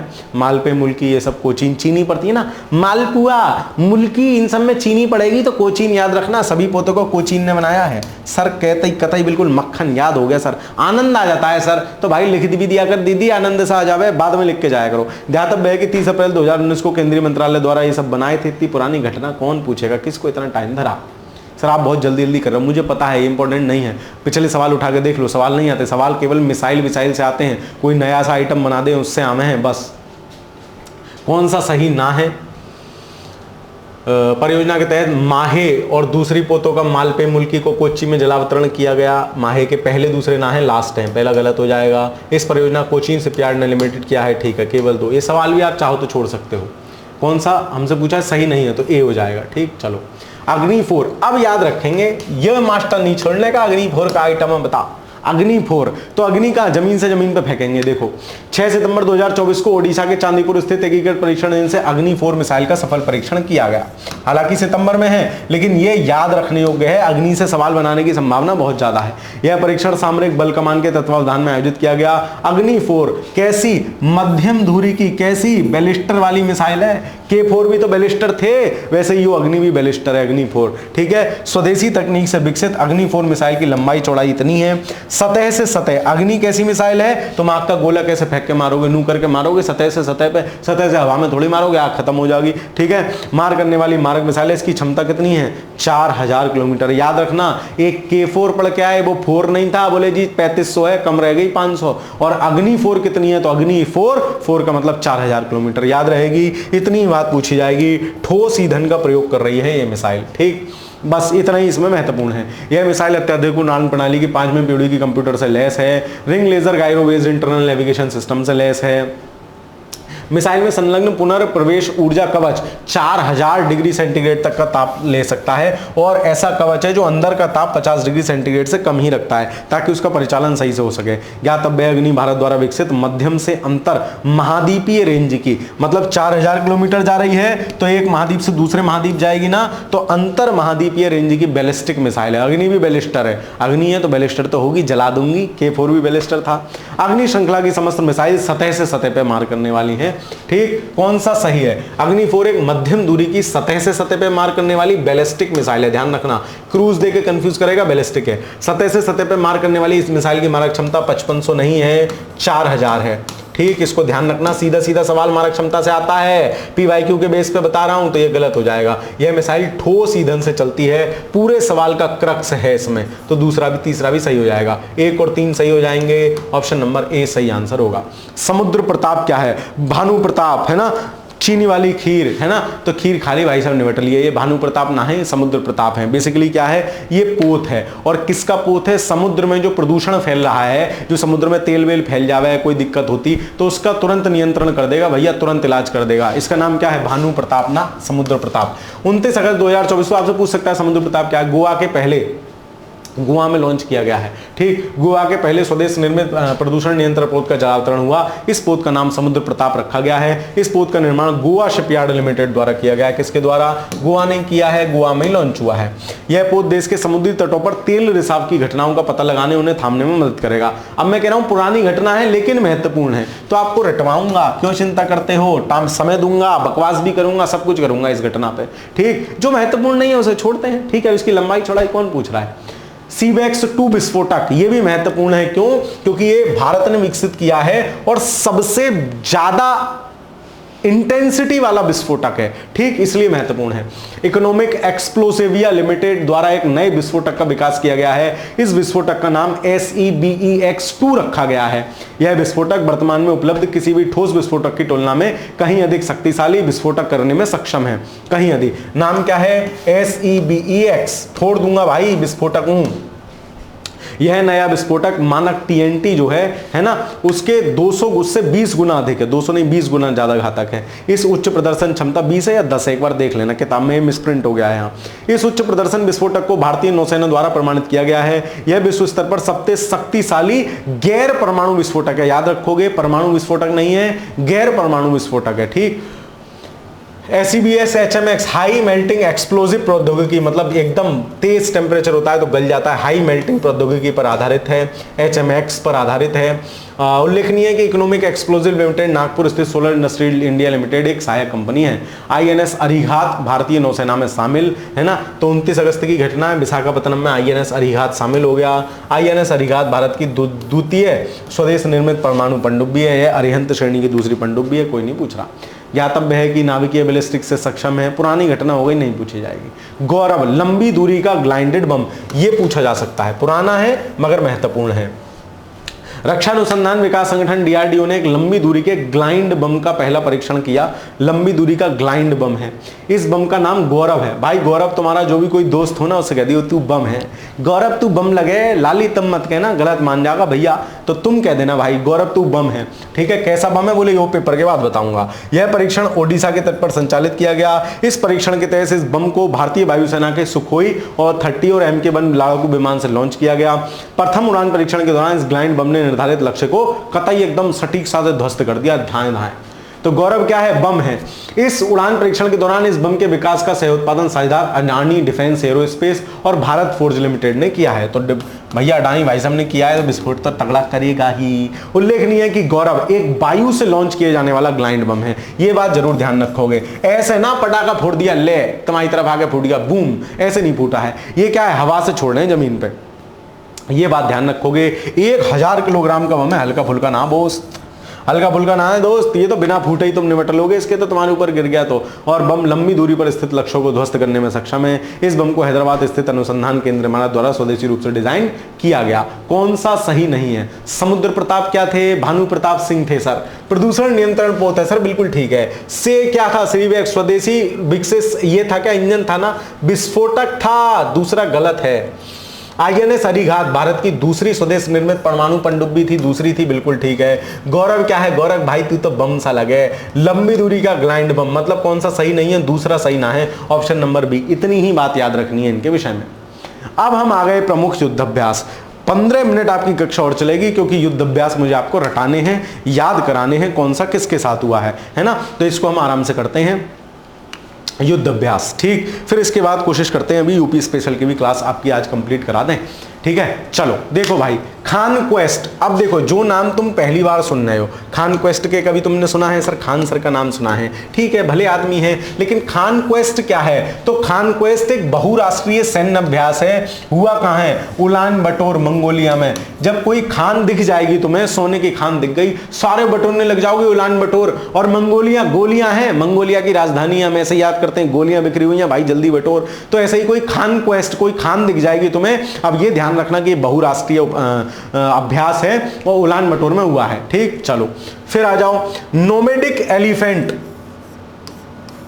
अब तुम्हें कोई एलिफेंट दिख जाएगा, तब भी तुम उलान बटोर जल्दी जल्दी सब मामला बटोर के निकलोगे कि नहीं निकलोगे? सर बिल्कुल तुरंत भग लूंगा सर एकदम। तो नोमैडिक एलिफेंट भी हम मंगोलिया, तो गोलियों को भी बटोर रहे हैं और एलिफेंट दिख जाएगा तब भी सब बटोर के भागेंगे। तो ये भी कहां हुआ है? भारत मंगोलिया। घटना चक्र वाले डर गए हैं, सबकी तारीखें दी हैं साथ में सबकी तारीखें दी है ना। तो एग्जामिनर सवाल बनाएगा, एग्जामिनरी और सुन में एग्जामिनरी कह दें, ऐसा सवाल बना दूंगा भाई, इसका कोई औचित्य नहीं है, वो सवाल गलती से बनाए हुए सवाल होते हैं, ठीक है।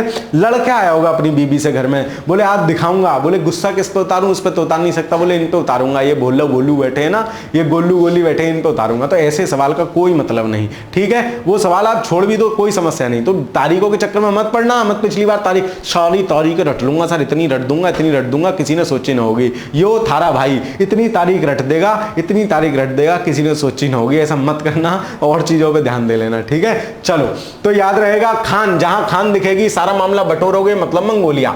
मंगोलिया में हुआ, बहुराष्ट्रीय है। नोमैडिक, जैसे तुम्हें नोमैडिक एलिफेंट दिखा, घुमंतु एलिफेंट दिखा, तुम सारा सामान उलान बटोर सब बटोर के भागोगे, मतलब भारत मंगोलिया। फिर शक्ति, तो बोले फ्री में शक्ति दिखा दी हमने, शक्ति हम फ्री में दिखा दें, किसी से लड़ाई हो जाए 2 मिनट में, अभी बता रहा तुझे, अभी रुक जा। शक्ति हम फ्री में दिखा देते हैं फ्रांस, और एक और होगा फ्रांस के साथ जिसका नाम है वरुण। वरुण, उसको भी याद रखोगे तो तुम्हारे आसपास कोई ना कोई तो वरुण होगा, कोई ना कोई तो वरुण होगा। जस्ट इमेजिन हिज फेस या हर फेस, हिज ही होगा, हर तो होगा नहीं, ठीक है। तो जस्ट इमेजिन हिज फेस, उसका चेहरा याद करो, कहो भाई तू बहुत शक्तिशाली है, फ्री में सी शक्ति दिखा दे, जबरदस्ती शक्ति दिखा दे। तो फ्री में शक्ति दिखा दे, उससे कह देना एक बार, गौरव मिले तो उससे कह देना भाई तू बम है।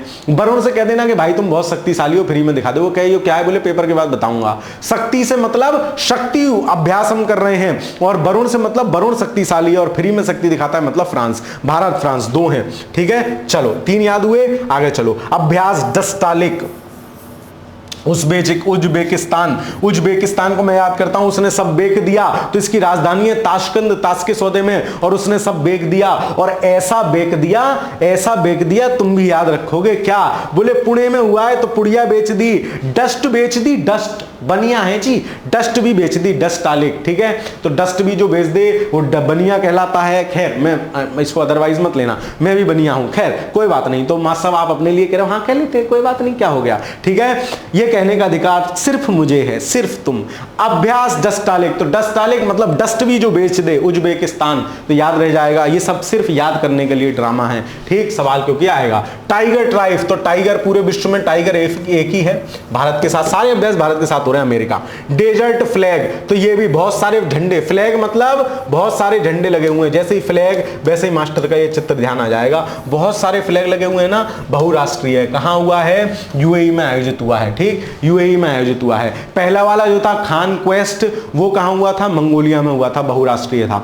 इंद्र, तो इंद्र हमारे लिए, इंद्र या इंद्र भगवान की भूमिका में इस समय कौन है? रूस रूठा हुआ बैठा है, जैसे इंद्र भगवान रूठ जाते थे, ले बारिश, मुंह से भी बारिश, हाथों से भी बारिश, सब जगह से बारिश कर रहे हैं, है ना। श्री कृष्ण नाटक देखा होगा तो दिखाया होगा। तो इंद्र भगवान रूठ के बारिश कर रहे हैं ना, ऐसे ही रूस रूठ के बारिश कर रहा है, किस पे? यूक्रेन पे। और यूक्रेन से याद आया एक बात, operation Ganga, you can bath in Ganga, मैंने आपको याद कराया था। यूक्रेन से हमने अपने जो भारतीय नागरिक निकाले उनके लिए ऑपरेशन गंगा चलाया था। इजराइल से जो निकाले थे, इजराइल और वहां से, उनके लिए ऑपरेशन सिंधु चलाया था। आगे चलते हैं। इंद्र याद हो गया सर, कतई याद हो गया। खंजर, खंजर किसके साथ है? किर्गिस्तान के साथ। कोई ज्यादा किरकिर अगर तुमसे करे, पेपर का समय है, ज्यादा किरकिर करे, जाकर एक खंजर भोग देना, बोले चल निकाल। भाई कृपा करके ऐसा मत करना, तुम कहो मास्टर से प्रेरित होकर कर दिया, याद रह जाएगा। ज्यादा कोई किरकिर करे, सीधे खंजर। तो खंजर किसके साथ हुआ है? भारत किर्गिस्तान के साथ। फिर जापान, धर्म गार्जियन, तो जापान का गार्जियन मैंने हमेशा आपको ऐसे याद कराता हूं, कोई और है, कौन है? सेना का गार्जियन जापान का अमेरिका है। धर्म के आधार पर उसकी रक्षा कर रहा है, अधर्म के आधार पर कर रहा है। ससुरों ने बम फोड़ा था यहीं। खैर ठीक है, तो धर्म गार्जियन भारत जापान के साथ होता है। बोंगो सागर, तो ये तो वैसे ही याद है, बोंगो बंगाली भाई हैं अपने, तो भारत बांग्लादेश के बीच है। एक कैटलस एक्सप्रेस हुआ है, ये भी बहुराष्ट्रीय है, ये पूर्वी अफ्रीका और पश्चिमी हिंद महासागर में आयोजित हुआ है। कैटलस, ठीक है, एटलस कैटलस, ठीक है, तो एटलस में सबसे आगे आपके एटलस में अफ्रीका आता है सामने, तो एटलस कैटलस अफ्रीका में हुआ है, सब बहुराष्ट्रीय है। वरुण, अब देखो अभी एक याद कराया था, वरुण क्या था, शक्तिशाली है सर, एकदम बॉडी बिल्डर साहब वरुण भैया, और फ्री में शक्ति दिखाता रहता है, मतलब फ्रांस, तो वरुण किसके साथ होता है, फ्रांस के साथ होता है। साइक्लोन, तो साइक्लोन किसके साथ, मिस्र के साथ है ना, तो भाई साहब मिस्र और साइक्लोन, तो कैसे भी याद कर लेना, ऐसा अभी कुछ कनेक्ट कर नहीं पा रहे हैं। साइक्लोन आएगा तो मिस्री नहीं बांटूंगा, मिस्री थोड़ी बटेगी सर, साइक्लोन आएगा तो सब दिक्कत हो जाएगी, आप मिस्री बंटवा रहे हो, शर्म नहीं आती आपको, भाई मैंने मना कर दी, मैं नहीं बंटवा रहा मिस्री, साइक्लोन में नो मिस्री। अभ्यास एक्वेरियम, एक्वेरियम मतलब एक्वेरियम एक गोला सा होता है, इतना बड़ा डब्बा सा, उसमें मछलियां आकर रहती हैं, वहां से निकाल दो तो तड़पती हैं। मालदीव के साथ अभी हमने यही तो किया, भैया हमारा लक्षद्वीप पे टहलाया अनु करके, मालदीव लोग जाने बंद हो गए, तो हमने जो मालदीव वाली मछली एक्वेरियम से बाहर निकाल दी थी, याद रखना, तो एक्वेरियम नहीं है ये, एक्वेरियन है, तो एक्वेरियन मालदीव याद आ जाएगा सर, बिल्कुल आ जाएगा। फिर देखो सूर्य किरण, तो ये रहा सूर्य, हम बचपन में ऐसे करके वो बनाते थे प्राकृतिक दृश्य, और सूरज यहां से निकलता हुआ दिखाते थे, तो ऐसे ही भारत में ऐसे ही घुसा हुआ सा कौन है सर, नेपाल है। सूर्य किरण किसके साथ होता है, नेपाल के साथ होता है। हरिमाऊ शक्ति, तो हरिमाऊ शक्ति और मलेशिया, तो हरिमाऊ शक्ति किसके साथ है, मलेशिया के साथ, ये भी ध्यान रखोगे, ठीक। गरुण शक्ति, अब देखो वरुण और शक्ति दोनों अलग अलग हैं, फ्रांस के साथ हो रहे हैं, वरुण फ्री में शक्ति दिखाता है, ये है गरुण शक्ति, तो गरुण शक्ति किसके साथ है, इंडोनेशिया के साथ है, ठीक है। गरुण शक्ति किसके साथ है, इंडोनेशिया के साथ है, कैसे भी ध्यान रख लेना इसको, गरुण शक्ति इंडोनेशिया के साथ है, ठीक। चलो फिर वज्र प्रहार, तो किस पे कौन वज्र जैसा प्रहार करता रहता है सब पे, अमेरिका करता रहता है, एक अमेरिका के साथ पढ़ के आए थे हम, टाइगर कौन है, अमेरिका है, तो वज्रों की तरह कौन प्रहार करता रहता है, अमेरिका। ये तुम्हें रटने नहीं है, हाथ रख के याद करने की कोशिश मत करना, पेपर आएगा तुम्हें अपने आप हाथ रख जाएगा, तुम्हें अपने आप याद हो जाएगा, अपने आप आ जाएगा। बिनवैक्स किसके साथ है, तो नाम से ही क्लियर है, भारत वियतनाम, बिनवैक्स, ठीक है। आगे चलो, कितने और रह गए, 29 हैं, अच्छा। ऑस्ट्र हिंद नाम से क्लियर है, भारत ऑस्ट्रेलिया। अग्नि वारियर, भारत सिंगापुर, ठीक है। तो सिंगापुर को कैसे याद रखोगे, है ना, 13-13-13 सुरूर सिंग कर रहा है, तो अग्नि निकल रही है, कोई जब गाना गाता है तो स्टेज पर निकलते हैं ना फुहारे से, जूम, है ना, आप देखो कॉन्सर्ट वगैरह में, तो सिंगापुर जब सिंग करते हैं तो अग्नि निकलती है, तो अग्नि वारियर सिंगापुर, ध्यान रख लेना ऐसे यार बस। नसीम अल बहार, ये दो हैं, ओमान के साथ दो हैं, एक नसीम है और एक और है ओमान के साथ, ये रहा अल नजहा। तो हम कैसे याद करेंगे, नसीम नाम का कोई भाई है, उससे कह रहे हैं नसीम भाई मांझा, नसीम ओ मांझा, नसीम भाई मांझा, अब ना जा, ना जा, है ना, अब ना जा, नसीम भाई मांझा देख, ओ मान नसीम भाई मांझा, अब ना जा। तो पहला कौन सा हो गया, नसीम अल बहर, दूसरा कौन सा हो गया, अल नजा, अब ना, ओ मेरे साजना मांझा अब ना जा, ठीक। चलो काजिंद क्लियर है, कजाकिस्तान और है ना, इंडिया काजिंद। सिम्बेक्स श्रीलंका के साथ, सिंगापुर के साथ करते हैं, तो सिंगापुर के साथ दो हो गए, एक तो सिम्बेक्स हो गया, एक अग्नि वाला हो गया जिसमें अग्नि निकल रही थी, अग्नि वारियर, तो सिम्बेक्स यहां से तो क्लियर है ना। सिम्बेक्स को श्रीलंका मत कर देना, वो सिलीनेक्स है। मालाबार किसके साथ होगा, तो मालाबार 4 देश हैं, भारत, जापान, ऑस्ट्रेलिया, अमेरिका, ठीक। ये समुद्री अभ्यास है, 4 देशों के बीच में हो रहा है। अल नजा ओमान जा, भाई नसीम अल नजा, तो ओमान। युद्ध अभ्यास किसके बीच में होता है, भारत अमेरिका, भारत अमेरिका के 3 हो गए, युद्ध अभ्यास हो गया। एक कौन सा हो गया, एक अभी देख के आए थे जो वो कर रहा था सब पे, कहां गया, वज्र की तरह प्रहार कर रहा था अमेरिका, और एक ये देख के आए थे टाइगर है अमेरिका, ठीक। चलो फिर मित्र शक्ति, तो हमने शक्ति किसको दिखाई, श्रीलंका को, तू घबराए मत, मित्र इधर बैठा है, मित्र की शक्ति है बहुत, ठीक है। और मैत्री, भाई थाईलैंड का कोई आदमी तुम्हें मिल जा, है ना, कोई दीदी मिल जा लड़के को, तो मैत्री तो करना चाहोगे ना, थाईलैंड के लोगों से मैत्री कर लेंगे सर, कोई दिक्कत वाली बात नहीं है। क्यों, थाईलैंड के लोग अच्छे हैं, और क्यों, तो मैत्री, बाकी तुम बहुत समझदार हो ही, तो थाईलैंड के लोगों से मैत्री। सारे कर लिए, सवाल देखो चट उड़ा देंगे, देखो कौन सही सुमेलित नहीं है। नोमैडिक एलिफेंट, जैसे ही एलिफेंट आया तुमने सब बटोरना शुरू करा, भारत मंगोलिया, मंगोलिया की राजधानी उलान बटोर, ठीक। शक्ति कौन दिखा रहा था, वरुण फ्री में शक्ति दिखा रहा था, भारत फ्रांस, ठीक। अभ्यास डस्तालिक, तो डस्ट कहां आ गई थी, डस्ट भी बेच दी उसने, उज्बेकिस्तान, बिल्कुल ठीक। टाइगर ट्राइब भारत बांग्लादेश है क्या? टाइगर कौन है? बांग्लादेश टाइगर है क्या? बांग्लादेश तो बिच्छू है। टाइगर कौन है सर? अमेरिका है, ऐसा विश्व मानता है, मैं नहीं मानता। खैर, तो ये चौथा गलत है। कौन सुमेलित नहीं है? केवल 4 सुमेलित नहीं है। मास्टर कतई याद हो गया, बिल्कुल याद हो गया तो कमेंट कर जाना बाद में, सर युद्धाभ्यास याद। अब मैं अपनी दीदी को भी भेजूंगी, दीदी यो देख ले, मैं भैया को भेजूंगा, भैया यो देख ले, सारे युद्धाभ्यास याद करा देगा यो। तो ऐसे याद कर लेना, पेपर में एक सवाल तो आएगा ही। एक आता ही है, पिछली बार बदतमीज सा सवाल पूछ लिया, कोई बात नहीं। प्रमुख युद्धाभ्यास के संदर्भ में कौन सा सही सुमेलित है? इंद्र, तो इंद्र भगवान की तरह कौन है? रूस रूठ जावे भाई, बिल्कुल ठीक। धर्म गार्जियन, तो धर्म गार्जियन कौन बना हुआ है? भारत नेपाल है क्या? सूर्य किरण था। धर्म गार्जियन जापान का गार्जियन है कौन? अमेरिका है। तो ऐसे हमने याद कर लिया है भारत जापान, तो दूसरा गलत है। खंजर, किसी ने भी अगर बकवास करी, बिल्कुल भी किरकिर करी तो खंजर भोंक दूंगा, मतलब खंजर यानी खंजर भोंक दूंगा मतलब किर्गिस्तान, तो खंजर भोंक दूंगा, खरंज, ऐसे याद कर लेना, ये भी गलत। वरुण शक्ति दिखाता है, बिल्कुल ठीक है। तो 1 और 4 सही है, ऑप्शन नंबर सी सही हो जाएगा। आगे चलें। साइक्लोन 2025 मिस्र, अब साइक्लोन आएगा और आप मिस्री बांट रहे हो, सर ये बढ़िया बात है ना जी, बिल्कुल बढ़िया ना, मैं ना बांट रहा जी, ये सही है। अभ्यास एक्वेरियन, तो एक्वेरियन क्या था? मालदीव, निकाल कर फेंक दिया एक्वेरियम में से, तड़पड़ा गए मालदीव, यो भी ठीक है। सूर्य किरण नेपाल, ये भी ठीक है। गरुण शक्ति, अब वरुण और शक्ति, वरुण शक्तिशाली है, फ्री में शक्ति दिखाता है, लेकिन गरुण शक्तिशाली नहीं है। गरुण शक्ति किसके साथ है? इंडोनेशिया के साथ, ये भी सही है। कौन सुमेलित नहीं है भाई गरुण शक्ति? तो 1 मिनट, कहां गया गरुण शक्ति? गरुण शक्ति किसके साथ था? ये है गरुण शक्ति, तो इंडोनेशिया है, भारत इंडोनेशिया, इसमें कहां दिक्कत है? जकार्ता इंडोनेशिया, अच्छा उसका स्थान दिया है क्या? ये भारत में आयोजित हुआ होगा फिर। गरुण शक्ति, मित्र शक्ति, 1 मिनट देख लेते हैं, कंफ्यूज क्यों होना है। गरुण शक्ति जकार्ता इंडोनेशिया में आयोजित, सभी तो सही है, सब सही है, सब सही है, वही मुझे था, सारे सही है, ठीक है। 2024 दिया है इसलिए गलत है क्या?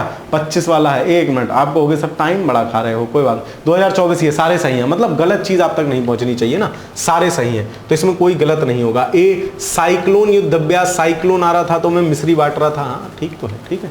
चलो चलो ठीक है, चलते हैं। भारत मिस्र, ठीक है, चलो खैर ये सारे सही हैं, ठीक। फिर अगला देखते हैं, वज्र प्रहार, तो वज्र की तरह कौन प्रहार करता है? सर अमेरिका करता है।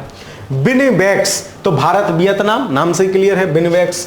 अग्नि वॉरियर, तो अग्नि जब कोई करेगा सिंह होगा, कोई सिंह आएगा तो अग्नि चलेगी, ठीक है। फिर वज्र प्रहार दोबारा दे दिया क्या? भारत श्रीलंका नहीं, वज्र प्रहार किसके बीच में है? भारत और अमेरिका के बीच में, तो कौन सुमेलित नहीं है? केवल 4, ऑप्शन नंबर डी। आज का संभवतः अंतिम सवाल और आपका वैज्ञानिक परिदृश्य समाप्त। नसीम भाई मांझा देख जइयो मत, सऊदी अरब नहीं होगा।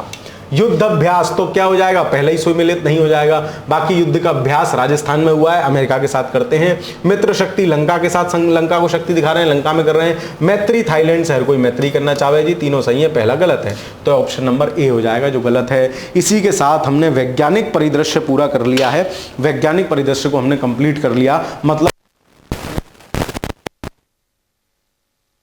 नेशनल, इंटरनेशनल, इकोनॉमिक और जो है साइंस वाला।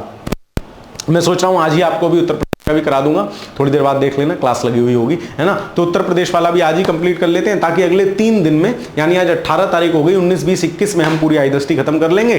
23 या 24 तारीख में मैं आपको फिर जो इसका शुरुआत वाला है, संक्षिप्त अंक की जो है 1 लाइन फैक्ट है, वो भी करा दूंगा ताकि चीजें याद हो जाएं, ठीक है। चलिए, तो बाकी रिवीजन करिए, इस समय बहुत कम है, सेंटर आप सभी लोगों के आ गए हैं, आसपास हैं, किसी के दूर दूर है, मतलब सेम डिस्ट्रिक्ट तो किसी को नहीं दिया है, कन्याओं को भी ना दिया है, सबको अलग अलग डिस्ट्रिक्ट में ही भेजा है। खैर ये अच्छा भी है, किसी ना किसी दृष्टि से पेपर भी इस बार अच्छा ही बनेगा, क्योंकि यूपी SSS इतने खतरनाक पेपर बना रहा है। मैं डरा नहीं रहा हूं, बस आप अपने बेसिक्स स्ट्रॉन्ग रखिए। कठिन पेपर आएगा तो सबके लिए आएगा, तो इस बात से मत घबराओ कि पेपर बहुत कठिन आएगा। कठिन आएगा सबके लिए आएगा, सरल आएगा सबके लिए आएगा, उसमें कौन सी बड़ी बात है, ठीक है। चलिए रिवीजन करिए, बेसिक फैक्ट्स को रिवाइज करिए, हिंदी को समय दीजिए, करंट अफेयर्स को आप आराम से इसी वीडियो से रिवाइज करते रहिए, कुछ नहीं करना, कहीं नहीं जाना, इन्हीं से रिवाइज करते रहो, बहुत है। इससे अच्छा कंटेंट, इससे अच्छा तरीका पढ़ाने का कहीं नहीं मिलेगा। पीडीएफ नहीं खेलते हैं हम, कंटेंट पढ़ाते हैं जो वास्तव में यूजफुल है, ठीक है। चलिए, तो मिलता हूं आपसे अगली क्लास में। चैनल पर नए हो तो चैनल को सब्सक्राइब कर लीजिएगा। बाकी इस वीडियो कैसी लगी कमेंट के माध्यम से जरूर बताना, लाइक साझा कर देना, अपने दोस्त सखा मित्र मंडली, दोस्त सहेलियों में साझा कर देना। मिलता हूं आपसे अगली वीडियो में, तब तक के लिए पढ़ते रहिए, खुश रहिए, धन्यवाद।